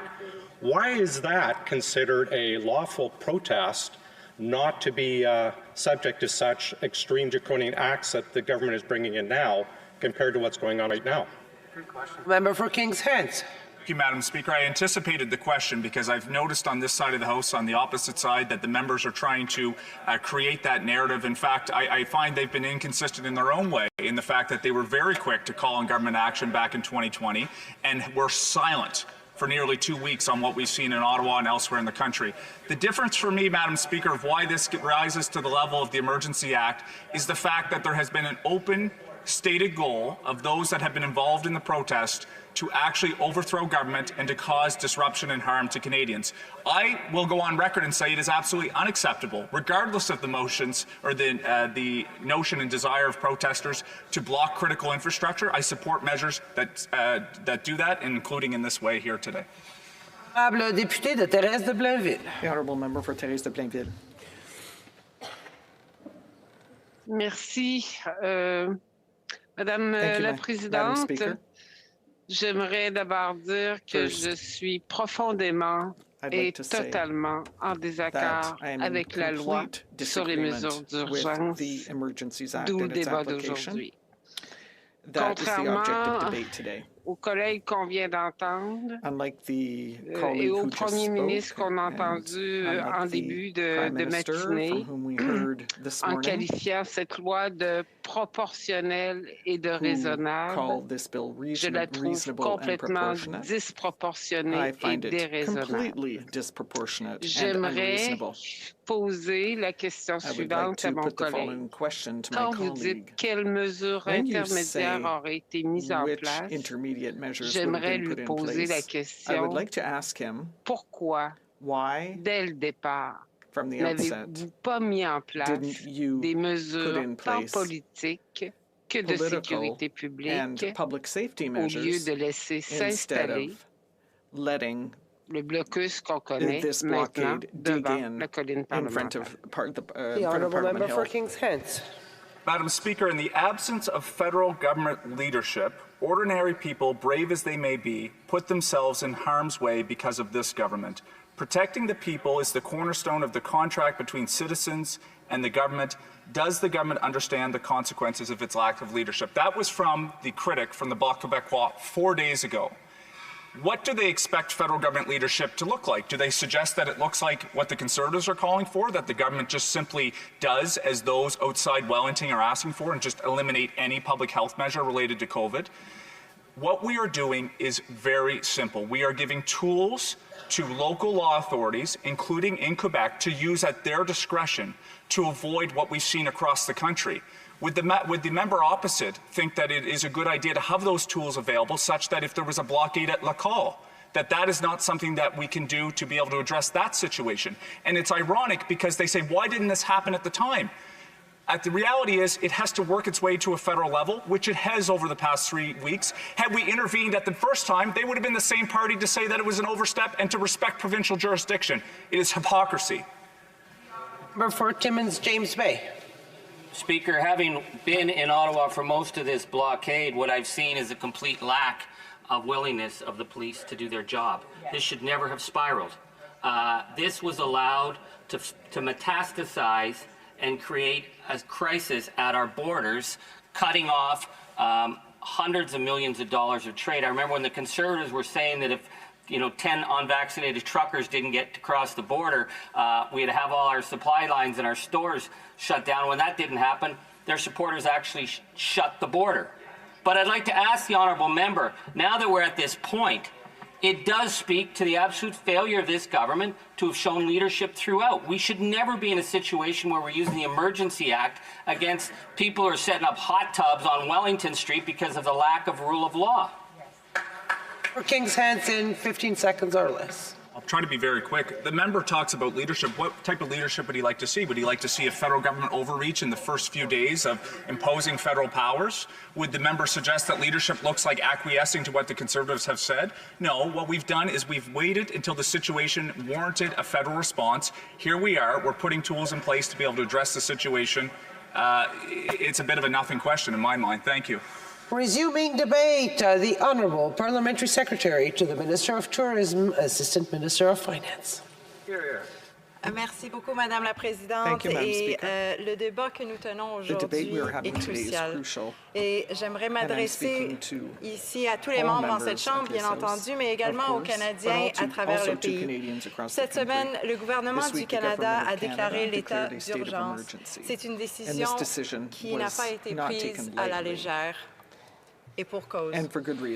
Invoquer la loi sur les mesures d'urgence n'est pas la première chose que le gouvernement du Canada devrait faire, ni même la deuxième, Madame la Présidente. C'est une solution de dernier recours. Mais force est d'admettre que cette avenue est maintenant nécessaire. Les blocages illégaux érigés à travers le pays au cours des 3 dernières semaines ont perturbé la vie de beaucoup trop de Canadiens. Ces blocages ont causé des dommages importants à notre économie et à nos institutions démocratiques. Des emplois et la prospérité du Canada sont en jeu. À cause des gestes illégaux qui ont été posés, la confiance internationale envers le Canada comme endroit propice aux investissements est aujourd'hui ébranlée, Madame la Présidente. Nous ne pouvons pas rester les bras croisés alors que le gagne-pain des Canadiens, des travailleurs, est menacé, alors que les entreprises, petites et grandes, sont affectées par ces blocages à travers le pays. We cannot and we will not let Canada's reputation on the international stage be tarnished. That's why we are taking action. The Emergency Economic Measures Order will allow the government to take concrete steps, concrete action to stop the financing of the illegal blockades. The main objective of these measures is to limit the flow of money that is used to finance this unlawful activity and to prevent additional financial support. As the Deputy Prime Minister and Minister of Finance has said before, this is about following the money. 2 broad categories of financial measures are being enacted. First, those aimed at crowdfunding platforms and payment service providers, and second, those applicable to Canadian financial service providers. Let's look at the first one. Crowdfunding platforms and some payment service providers are not currently subject to the anti-money laundering and anti-terrorist financing laws that we have in this country. It therefore stands to reason that they could be used to finance unlawful activities such as the blockades that we are seeing. To address this, the order extends the scope of Canada's anti-money laundering and anti-terrorist financing rules to cover crowdfunding platforms and the payment processors that they use. Specifically, the entities that are in possession of any funds associated with the illegal blockades are now required to register with FINTRAC, the Financial Transactions and Reports Analysis Centre of Canada, and to report suspicious and large value transactions of persons involved in the blockades. This will mitigate the risks that these platforms could be used to receive funds from illicit sources or to finance illicit activity. Second, with respect to our financial service providers, the order directs them to intervene when they suspect that an account belongs to someone participating in the illegal blockades. This means that banks, insurance companies, and other financial service providers must now temporarily cease providing financial services, including freezing their accounts when they believe an account holder or client is engaged in illegal blockades. The order applies to all funds held in a deposit, in a checking, or in a savings account, and to any other type of property. This also includes digital assets, such as cryptocurrencies. As a result, Canadian financial service providers are now able to immediately freeze or suspend an account of an individual or business affiliated with these illegal blockades, and to do so without a court order, Madam Speaker. Financial service providers are also protected against civil liability for the actions that they take to comply with the order. Of course, these service providers are required to unfreeze accounts when the account holder stops assisting or participating in the illegal blockades. Avec le décret sur les mesures With the Emergency Economic Measures Order, the government is also ordering Canadian financial institutions to review the relationships with anyone involved in illegal blockades. Ce décret confère également aux institutions gouvernementales fédérales, provinciales et territoriales un nouveau pouvoir, celui d'échanger des renseignements pertinents avec les banques et les autres fournisseurs de services financiers si ces renseignements contribuent à mettre un terme au financement des blocages illégaux et des activités illicites ici au Canada. Madame la Présidente, la grande majorité des Canadiens, ceux qui respectent les lois et qui ne participent pas à ces blocages illégaux, ne verront aucune différence. Ce décret ne changera rien pour eux. Ces mesures visent à mettre fin au financement qui permet les blocages illégaux. Ce sont des mesures ciblées et temporaires. Elles s'appliqueront pendant 30 jours et visent les individus et les entreprises qui participent directement ou indirectement à des activités illicites qui nuisent à notre économie et à notre peuple.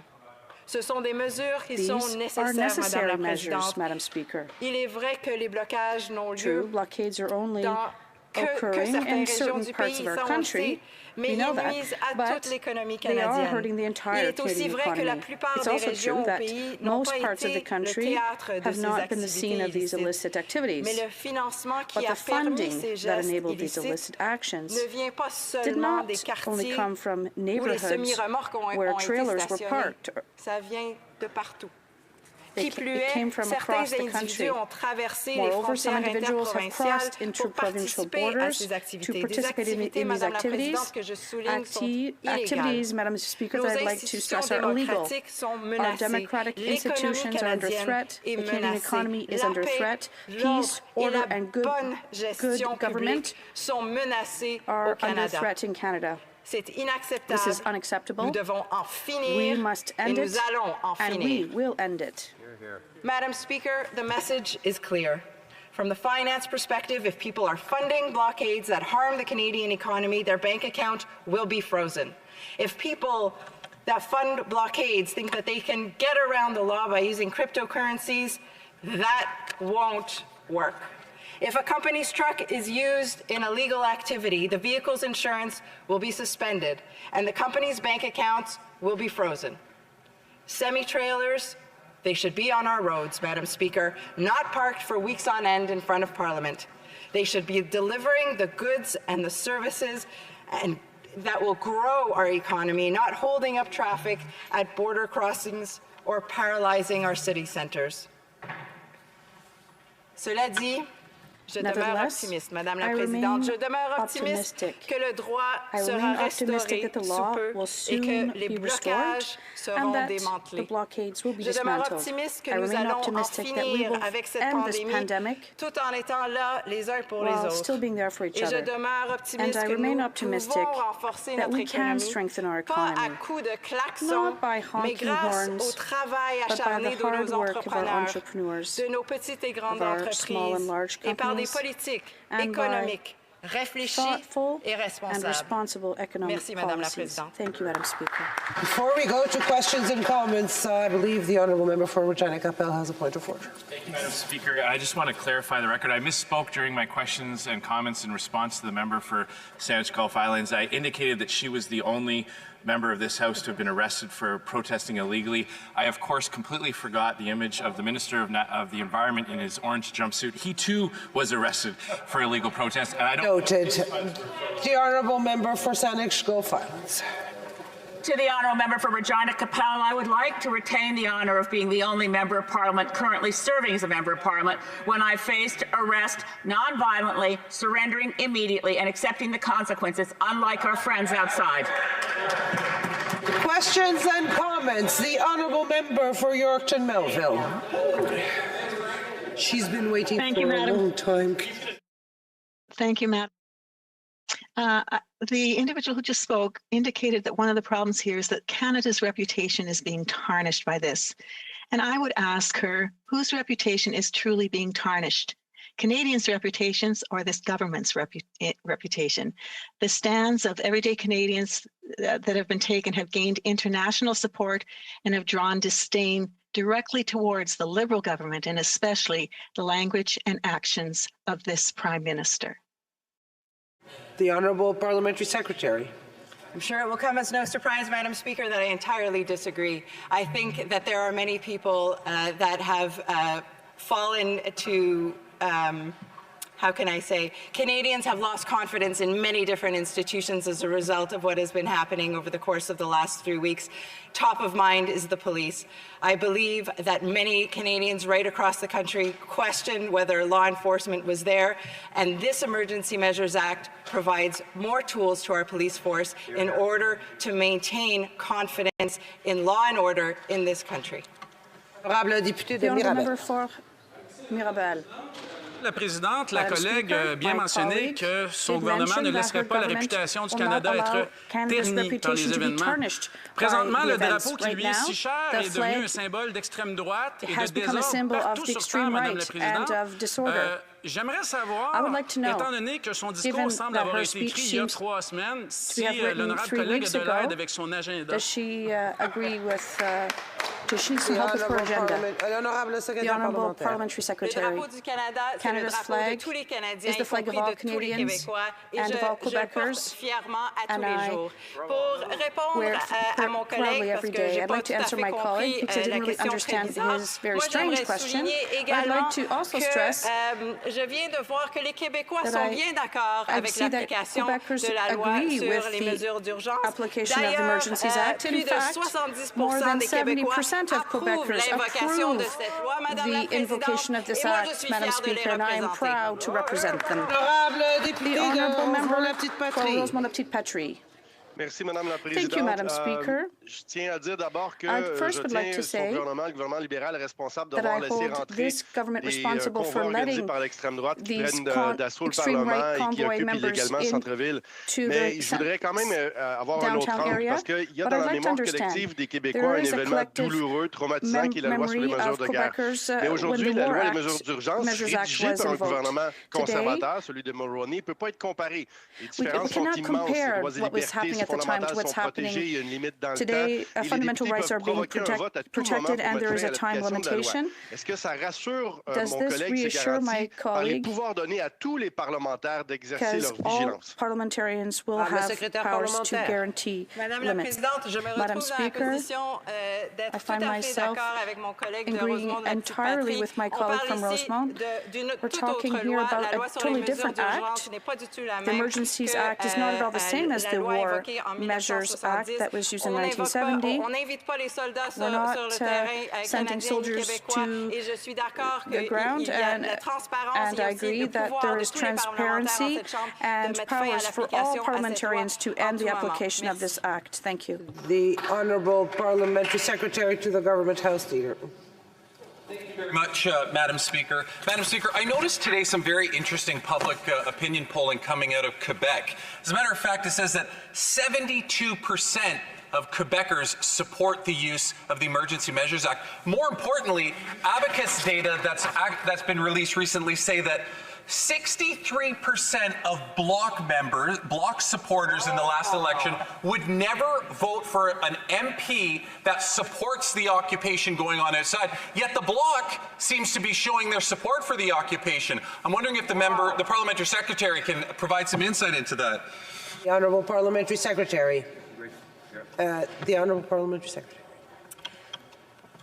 Madam Speaker, I think I will address this question in French with the permission of my colleague. Et je suis d'accord, and I agree, as I said earlier, that the vast majority of Quebecers are in favor of applying this act. And I would also say that the approval rating is even higher in Quebec than the rest of the country. So, yes, I do think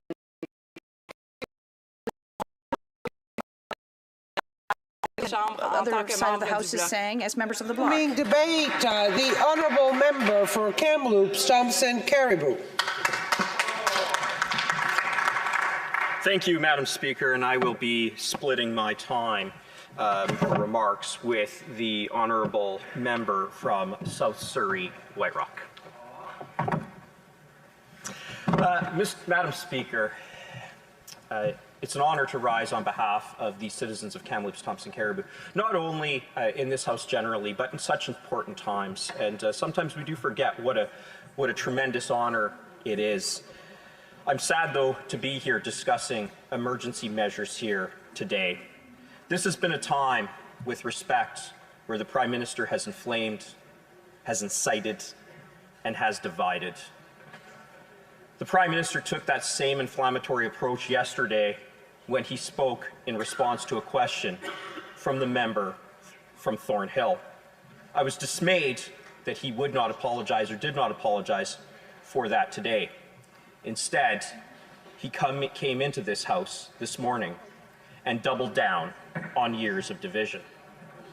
So let's recap. The predecessor legislation was invoked 3 times: World War I, World War II, and the FLQ crisis. The Prime Minister invites and likes for Canadians to think that he's the common person. So I'm not sure if he has walked through downtown Ottawa of late, but I did yesterday and today, and I saw trucks in streets. There were a few streets that were plugged, and those trucks need to go, period. The question then becomes, how should that be done?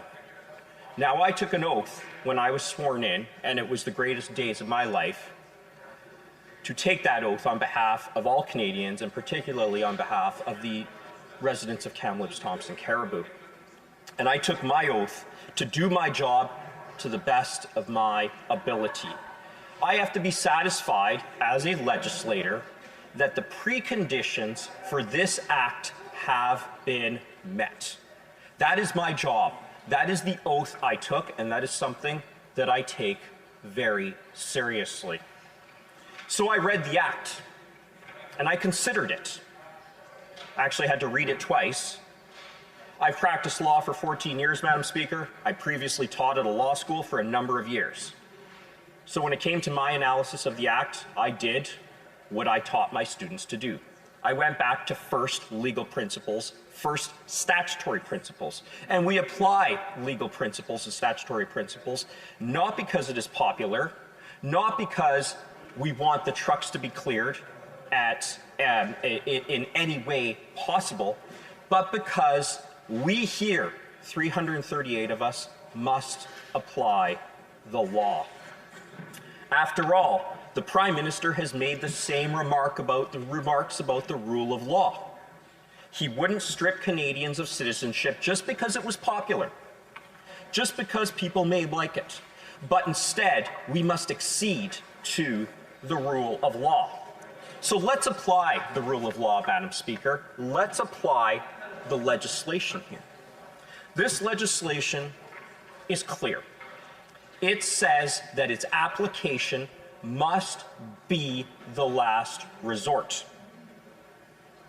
Members of this House have repeatedly asked, what was step one? Crickets.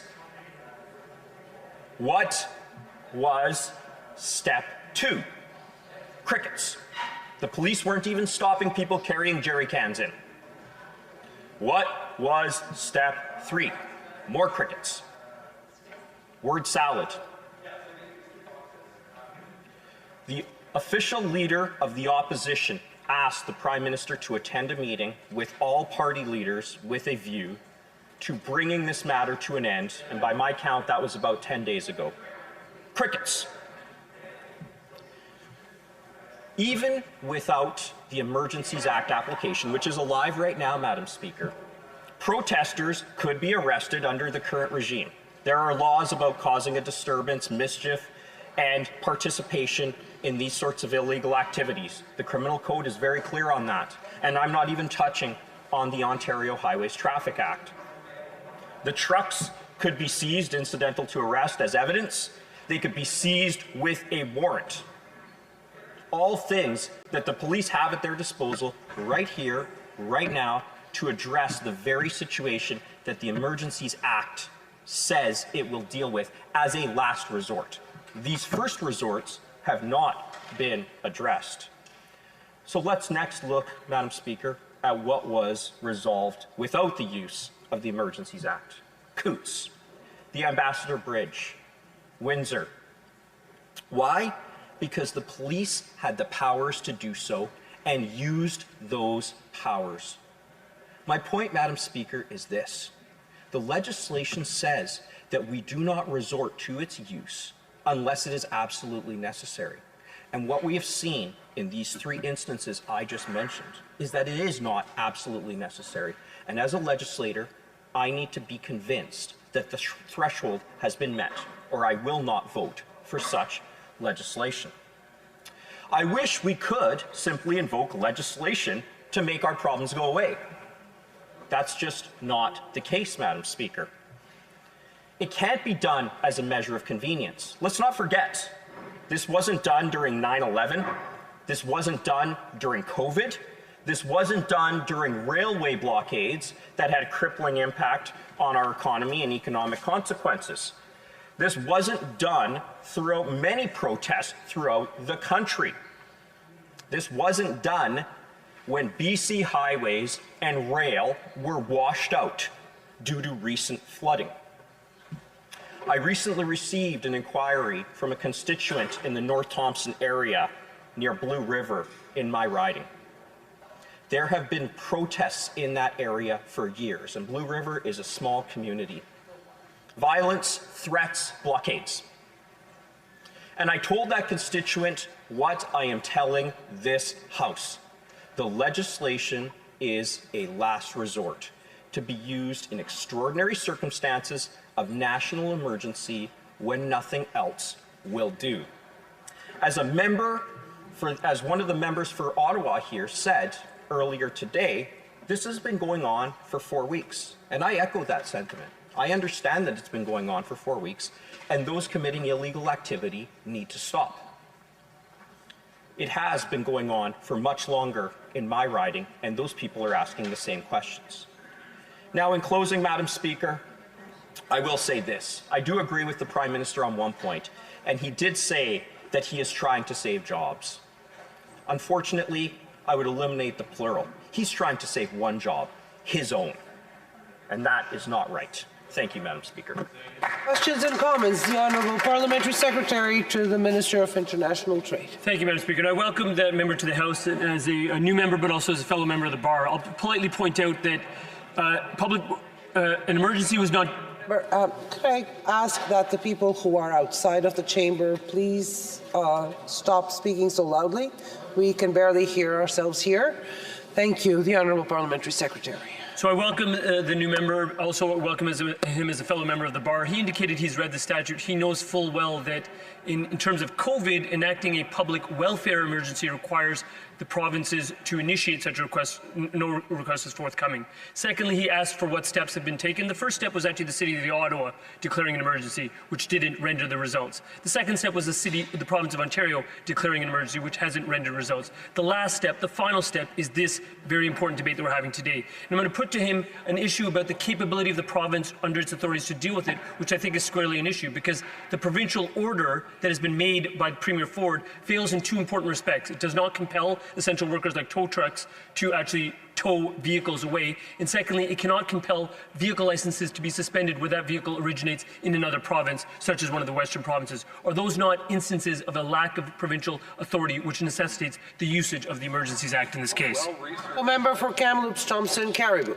Well, the criminal code actually deals with all of those issues. And when the honourable member speaks about the invocation of a state of emergency, I didn't see a single thing change. He's right. I didn't see a single thing change. I didn't see any enforcement change. What was step one? What was step two? We can't simply do this because we don't like how something is being enforced. It should be a matter of last resort. And those steps are available in the criminal code, whether it comes to seizure, to search, or to seizure and arrest with warrant. So with respect, I disagree. Questions et commentaires. Questions and comments. The honourable member for Rimouski-Nejet-Témiscouata-les-Basques. Merci beaucoup, Madame la Présidente. Je remercie mon collègue pour son discours. Plusieurs choses que je suis en accord, effectivement.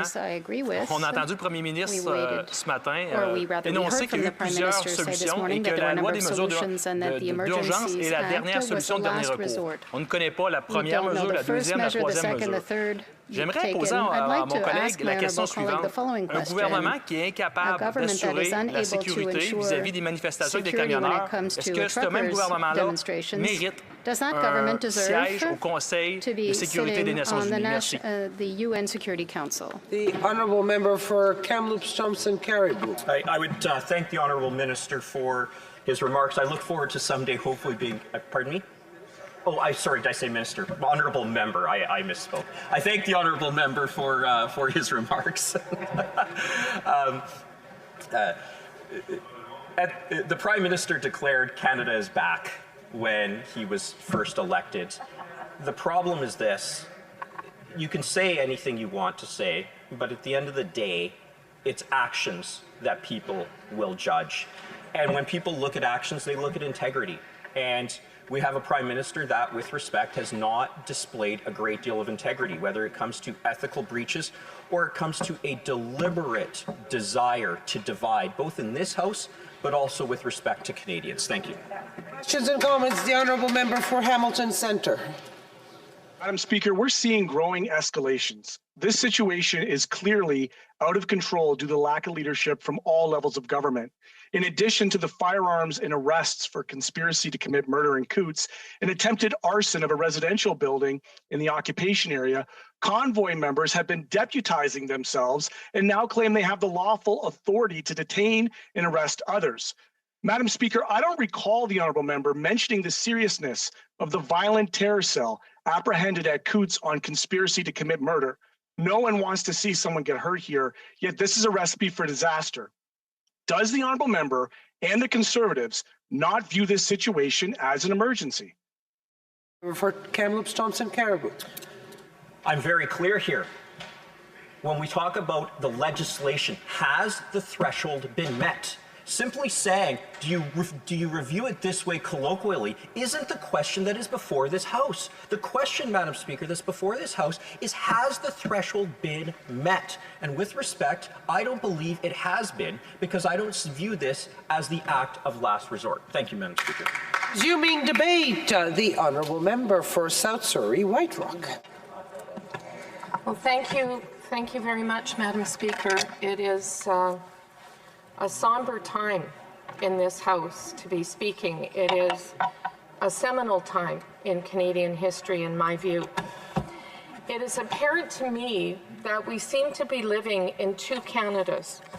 There is the Canada of fear and division promoted by the current Prime Minister and the leader of the NDP, confirmed by their caucuses. But there's another Canada out there, a united and proud nation that has sacrificed and done without and suffered economically, physically, and in their mental health condition.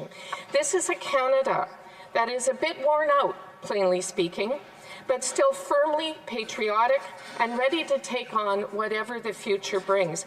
They are Canadians who do not share this PM's post-national narrative and embrace the essence of Canada that they see themselves as a part of, as the true North, strong and free. In our national anthem, we call out to God and we pray that He keep our land glorious and free.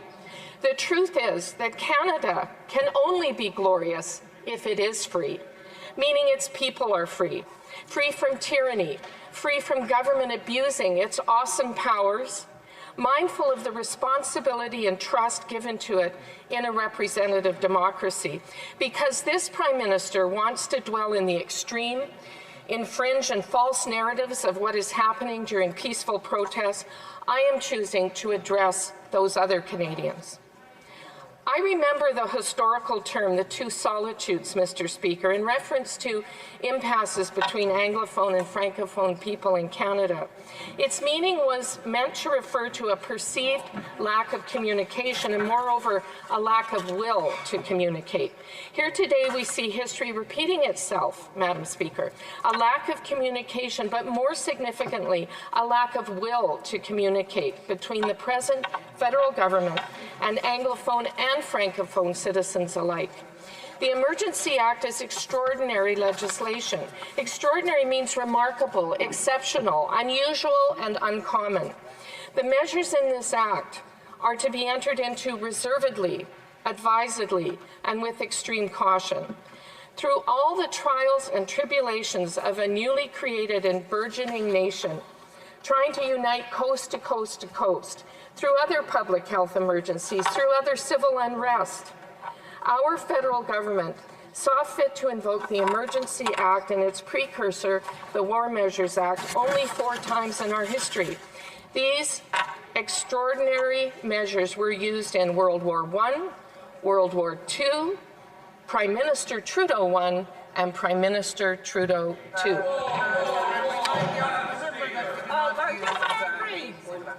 Excuse me. World War I, World War II, a previous Prime Minister in the 1970s and the current Prime Minister. It was not invoked, Madam Speaker, during the fears and protests around the Spanish flu. It was not invoked during the workers' strikes in the 1930s, not invoked during the crises in Oka or Ipperwash or Caledonia, during the aftermath of 9/11, during crippling national strikes affecting our supply chains, during the rail blockades or pipeline protests also negatively affecting the Canadian economy. The list is long, Madam Speaker. The point is, where other methods and authorities exist to deal with serious disagreement, government should use those methods and authorities. Government should not subjugate free people to abusive, wide-ranging, freedom-altering overreach of government. A Liberal member asking a question earlier in this debate said to the Leader of the Opposition, well, what if this happened in your neighbourhood, in your riding? Well, it did happen in my neighbourhood, Madam Speaker, and in my riding. It happened at one of the border crossings in South Surrey White Rock. I received many reports on the ground about the activities there. I did have 3 complaints through national media calling the people involved the same outrageous, inflammatory names that the Liberal Party and the Prime Minister have been using. There were no complaints to my office. On the other side, I have had overwhelming outpourings of support from my constituents because the supporting protests were meaningful to those in attendance and even joyful in hope for change. What kind of change? Not necessarily a change in government, although that might happen in the next federal election, but most definitely a change in federal government approach. On 2 previous weekends, vehicle after vehicle, in support of the right to protest, this government's policies, actions, and inactions drove in a rolling loop around those border crossings and highways in South Surrey, with thousands, not hundreds, thousands of Canadians cheering them on from the sides of the roads and on highway overpasses. Those involved were vocal but peaceful, holding high Canadian flags, singing the national anthem, saying prayers, and greeting others cheerfully, including the police. The result, Madam Speaker, is that the border has been cleared. Goods are flowing, and the police, using tools already at their disposal, were able to show both respect for the protesters and clear any impasses. Why is the Emergencies Act needed now in my riding? It isn't.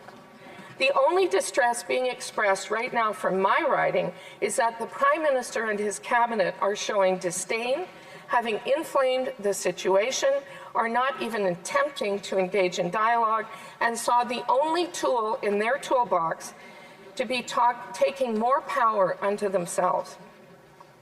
I have heard from many civil enforcement officers, civil liberties scholars, and lawyers on this subject, Madam Speaker. Collectively, they want me to remind the House that a public order event is not necessarily an emergency. We are down to a protest in a few blocks of downtown Ottawa. That's all. With some proper policing, the situation in Ottawa can be brought to a conclusion, as it has been elsewhere.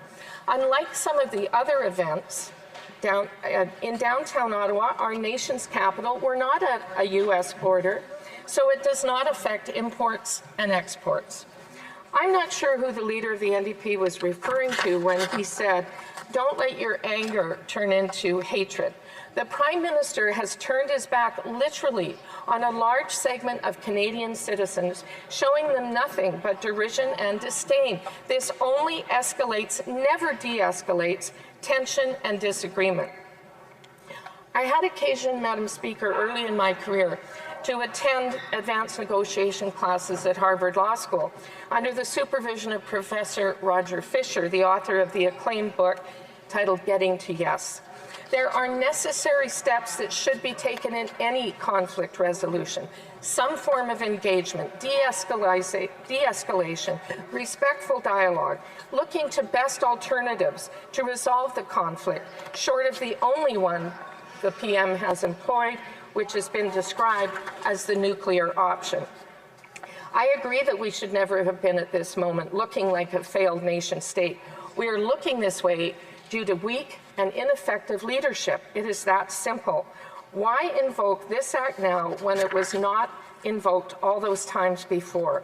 The federal government should be talking to and engaging with citizens to resolve this conflict by introducing a plan to get back to normal. Instead, we have seen the federal government demonize and insult our fellow Canadians. Remember, Prime Minister, they are all Canadians out there on Wellington Street, and a Canadian is a Canadian is a Canadian. I'm pretty sure I heard that somewhere before.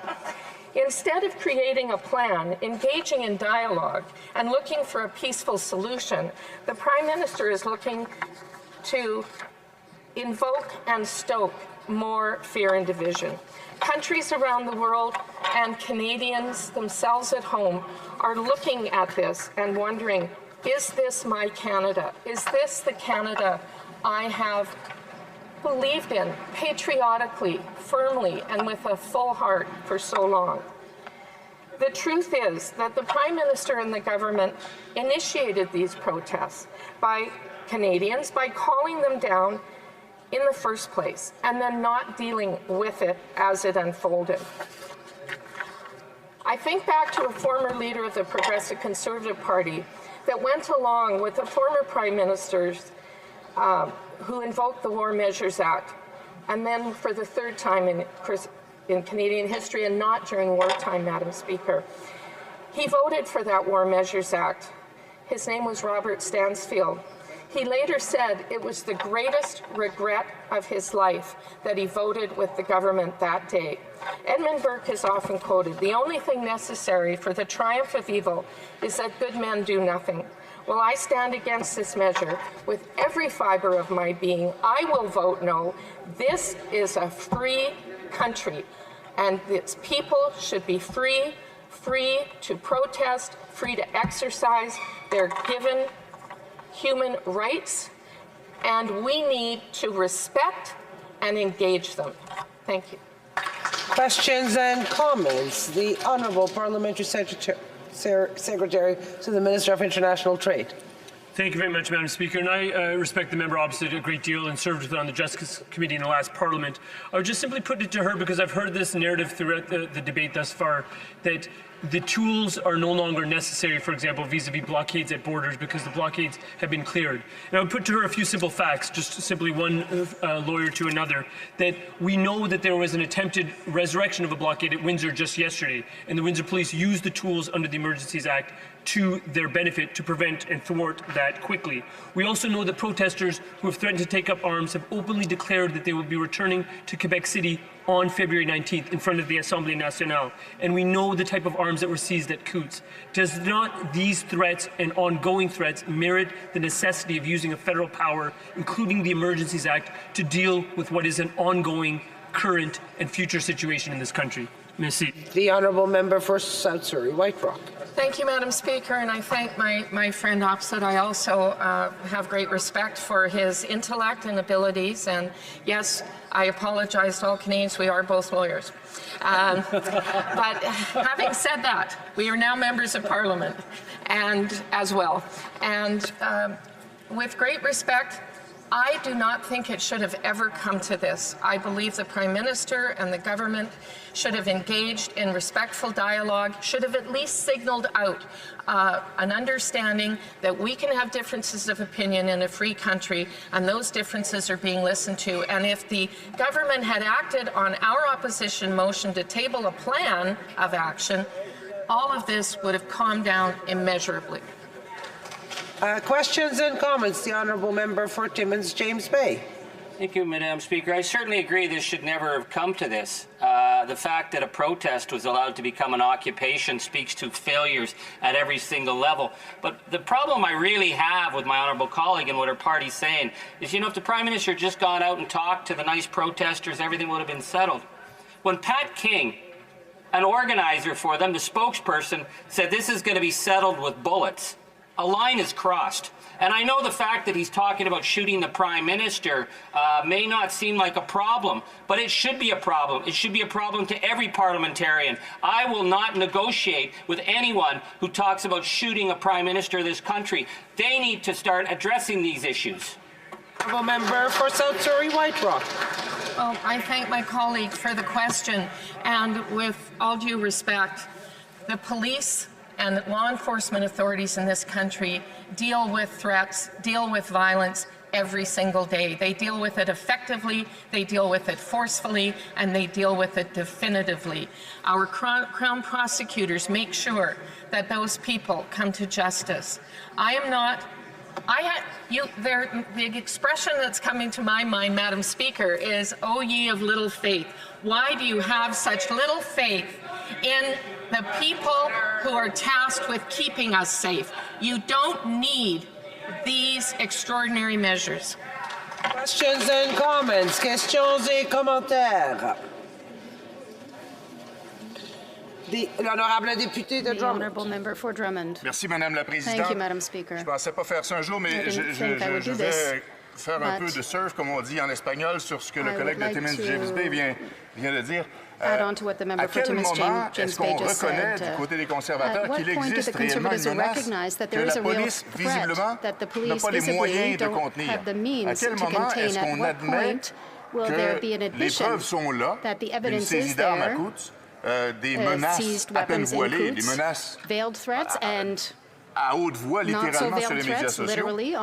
Alors, j'aimerais que ma collègue me dise qu'est-ce que ça prend de plus comme preuve que la police n'arrive pas, justement, à contenir l'occupation en cours ici à Ottawa. Merci. The honourable member for South Surrey White Rock. Thank you, my colleague, for the question. It would be really refreshing to actually have real evidence connecting these dots. The Minister for Emergency Preparedness, at a press conference in the last couple of days, asserted that what happened at Coots, the arrests at Coots, were directly related to the leadership here in Ottawa. And under questioning by the media, back down further again, and basically said, well, I'm just sort of figuring that out myself. That is not real evidence, that is not a real connection, and that is not a national security threat. Déclaration des députés, statements by members. The honourable member for Kitchener Centre. Madam Speaker, I'm pleased to rise in the House today to recognize a Better Tent City, an innovative and successful housing solution serving previously unsheltered neighbours of mine in Waterloo Region. Consisting of 42 insulated cabins and an indoor warming space, kitchen, showers, and laundry, a Better Tent City is a safe and caring place born from the leadership of the late Ron Doyle, Jeff Wilmer, and Nadine Green, among others. Nadine, the site coordinator and whose compassion brings calm in times of crisis, feels particularly fitting to celebrate during Black History Month, as her leadership is one example of Black excellence in Waterloo Region. A Better Tent City is supported by so many, including the volunteers, staff, and board at St. Mary's Church and the Social Development Center. In light of this incredible grassroots work, A Better Tent City recently received our community's highest honor, the Barn Raiser Award, for showing us what's possible when a group of people rally. The honourable member for Dartmouth Cole Harbour. Thank you very much, Madam Speaker. Madam Speaker, throughout this pandemic, the people of Dartmouth Cole Harbour have shown the very best that Canada has to offer. From embracing public health measures like staying the blazes home to mourning incredible tragedies together. We've been there for each other while keeping 6 feet apart. And like all Canadians, this pandemic has worn us down. We are so tired. But just as public health measures are easing, those who seek to harm our country and our democracy through conspiracy theories and misinformation are using this opportunity to sow discord. I always see the best in people, but the rise in hate is so high. Folks in our community, our neighbors, our friends are finding themselves caught up in this. And I know that this hate and this hostility is not at the heart of who we are. Madam Speaker, I ask that all Canadians be there for each other by speaking out against misinformation and standing up against hate. Thank you very much, Madam Speaker. Honourable member for Niagara West. Thank you very much, Madam Speaker. I think I speak for most Canadians when I say the last 2 years have been extremely difficult. At times like this, one would think that the leader of our country, the Prime Minister, would be there to unite Canadians. Unfortunately, that has not been the case. He's done the opposite. Don't take my word for it. His own Liberal MPs have said so. The Prime Minister chose to divide Canadians as a political strategy to win an election. He pitted one Canadian against the other for his own political gain. He called Canadians tired of mandates and restrictions a fringe minority with unacceptable views. He said they're extremists, misogynist, racist, and asked if these Canadians should be tolerated. This Prime Minister has fanned the flames of division to a point of a national crisis, and his solution is to divide Canadians further, to implement unprecedented and extreme government measures through the Emergencies Act. This is a crisis that he himself created. Madam Speaker, where does this Prime Minister's recklessness stop? The honourable member for Aurora, Oak Ridges, Richmond Hill. Thank you, Madam Speaker.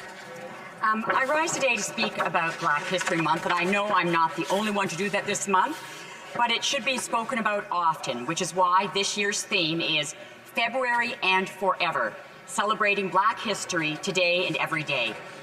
We need to remember Black history is Canadian history, which at times has been for the worse, but over the years has become significantly for the better. Our communities are enriched by our Black neighbours and friends who take on many important roles. The Honourable Jean Augustine, who proposed the motion we recognize February as Black History Month, was the first Black woman elected to this House. Her election showed that this House could truly be a house for all Canadians. I want to take this time to recognize and thank a community leader in Aurora. Fiona Durant came to Canada as a young woman and established a small, successful local business. She also founded the Aurora Black Community Association. This is a dynamic, change-making group focused on uniting all the varied communities. L'honorable député de Longueuil-Saint-Hubert. Merci, Madame la Présidente. Février est le mois de l'histoire des Noirs. Au Conseil municipal de Longueuil, les barrières du passé ont été rompues, laissant une plus grande place à la jeunesse, aux femmes et à la diversité. Par conséquent, je salue avec fierté la nomination de 3 femmes extraordinaires au Conseil municipal de Longueuil. Madame Reine Bombo Alara, première élue de la diversité à présider le Conseil municipal. Madame Afine Lwala-Lika, première femme noire au sein du Conseil exécutif. Finalement, Madame Rolande Balma, 21 ans, plus jeune femme élue de toute l'histoire de Longueuil. L'arrivée dans des postes de décision de ces 3 femmes noires au sein du Conseil de Longueuil constitue une extraordinaire avancée et le reflet de ce qu'est le Québec d'aujourd'hui. Les jeunes gens issus de la diversité sentent avec cette élection que la participation politique... L'honorable député d'Alfred Pélair. Madame la Présidente, en cette semaine de la persévérance scolaire, prenons le temps de reconnaître et d'encourager les efforts de nos jeunes qui, malgré les difficultés des 2 dernières années, gardent leur soif d'apprendre. Cette persévérance est également mise de l'avant par les enseignants, le personnel de soutien, les intervenants et les travailleurs sociaux qui accomplissent un travail colossal pour aider nos jeunes à réussir. Le travail des organismes communautaires également fait une énorme différence dans la vie des jeunes qui ont des parcours plus difficiles. Ils aident ces élèves à trouver un sens à leur cheminement scolaire et à les motiver à persévérer dans leurs études. Finalement, mais non le moindre, soulignons le rôle important des parents qui accompagnent leurs enfants tous les jours pour les épauler et les stimuler. Merci à toutes les personnes qui dévouent pour aider nos jeunes à être motivés. Aux petits comme aux grands, bonne semaine de la persévérance scolaire. Honourable Member for Niagara Falls. Thank you. Mr. Speaker, February is Black History Month, and I wanted to take this opportunity to recognize the work being undertaken by the Niagara Military Museum, which is located in my riding. In partnership with the Canadian War Museum, the volunteers of the Niagara Military Museum worked to develop an incredible Black military history collection, which was publicly unveiled in Niagara last February. The Canadian War Museum is now showcasing these educational panels here in Ottawa so more Canadians can learn about the important contributions Black Canadians made to the defence of Canada and our freedoms. Entitled A Community at War, the Military Service of Black Canadians of the Niagara Region, the exhibition highlights the experiences of 22 Black men and women from the Niagara Region and from southwestern Ontario who served their country in uniform from the American Revolution to present day. Their experiences offer insight into the broader experiences of Black Canadians and this country's military history, and I invite all Canadians to visit the War Museum to see this marvelous exhibit. Thank you, Mr. Speaker. The Honourable Member for Coquitlam, Port Coquitlam. Thank you, Mr. Speaker. Mr. Speaker, I recently had the pleasure of meeting with family doctors from the Fraser Northwest Division of Family Practice Society, who won the $100,000 grand prize for Canada's Vaccine Community Innovation Challenge. Their Physician on a Mission campaign amplified the voices of family doctors in Coquitlam, Port Coquitlam, and beyond as trusted community members to encourage vaccinations using physicians' personal stories and expertise. Videos were produced in English, Cantonese, Korean, Farsi, and Arabic, with family doctors addressing common questions about COVID-19 vaccines, from helping new mothers to reminding us to get our second shot. This initiative has empowered Canadians to make informed decisions about their health and to protect each other. Congratulations to Dr. Yun and the Fraser Northwest Division of Family Practice Society, and thank you for your innovative and impactful work in keeping our communities healthy. L'honorable député de Vaudreuil-Soulanges. Mr. Speaker, 1 year ago, the Gurdwara Guru Nanak Darbar opened its doors for the first time in the historic and beautiful town of Hudson. And since doing so, it has served as a sacred place of worship for those of the Sikh faith in my community of Vaudreuil-Soulanges. But it's also served as so much more. In keeping with the guiding principles of kindness, generosity, and community, it has also served as a place for those in need of all faiths to enjoy a free, warm, and healthy meal prepared by dedicated volunteers. It is also a rallying point for business owners and families to come together to help one another by donating truckloads of foods and supplies to neighboring churches and community groups during this incredibly difficult time. For this and so much more, I rise in this House on behalf of my entire community to congratulate Harjit Singh Bajwa, Sarvdeep Singh Bhatt, Lukpatrai Singh Dinza, Gurinder Singh Johal, and the entire team at the Gurdwara Guru Nanak Darbar Hudson for their hard work and generosity over the last year. May the years and decades ahead continue to bring peace, joy, and fulfillment. Thank you. The Honourable Member for Cypress Hills, Grassland. Mr. Speaker, I rise in the House, and what else but to address this government's egregious overstep in invoking of the Emergencies Act. I now have had hundreds of constituents contact me, sincerely alarmed with the implications of this Prime Minister's draconian overstep. Because this is the same Prime Minister who stated that he admired China's dictatorship. But even Chinese state media stated that, while Hong Kong invoked the national security law against violent petrol bomb throwing mobs, they're shocked to see how the Canadian Prime Minister has cracked down on peaceful, pro-freedom protesters. Mr. Speaker, the world is watching this critical moment in our nation's capital, and they are rightly alarmed to see the leader of a G7 country, a country that has long been a beacon of freedom, come down on peaceful protesters with a sledgehammer. It is absolutely shameful, and I'm calling on the Prime Minister to lay aside his pride, listen to the very real concerns of the Canadian people, follow the science, and drop the mandates.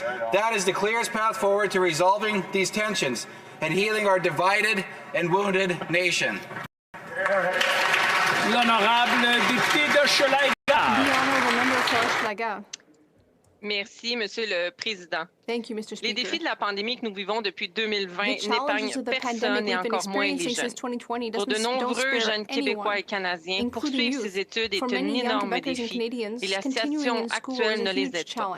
Que ce soit lié à leurs difficultés d'apprentissage, leur situation familiale, leur santé physique et mentale, la réussite de nos enfants doit être au cœur de nos responsabilités en tant que gouvernement et société. Nous devons de penser à leur réussite, de rester engagés et mobilisés pour eux, surtout en cette semaine, mais tout au long de l'année. Merci aux parents, enseignants, éducateurs, intervenants, personnels de soutien qui, à chaque jour, donnent du sens au parcours scolaire des jeunes.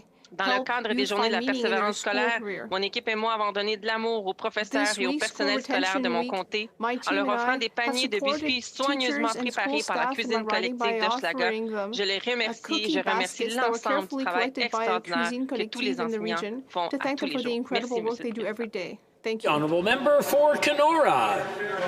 Mr. Speaker, the illegal blockades must come to an end, and law enforcement has the resources it needs to do that without the government invoking the Emergencies Act.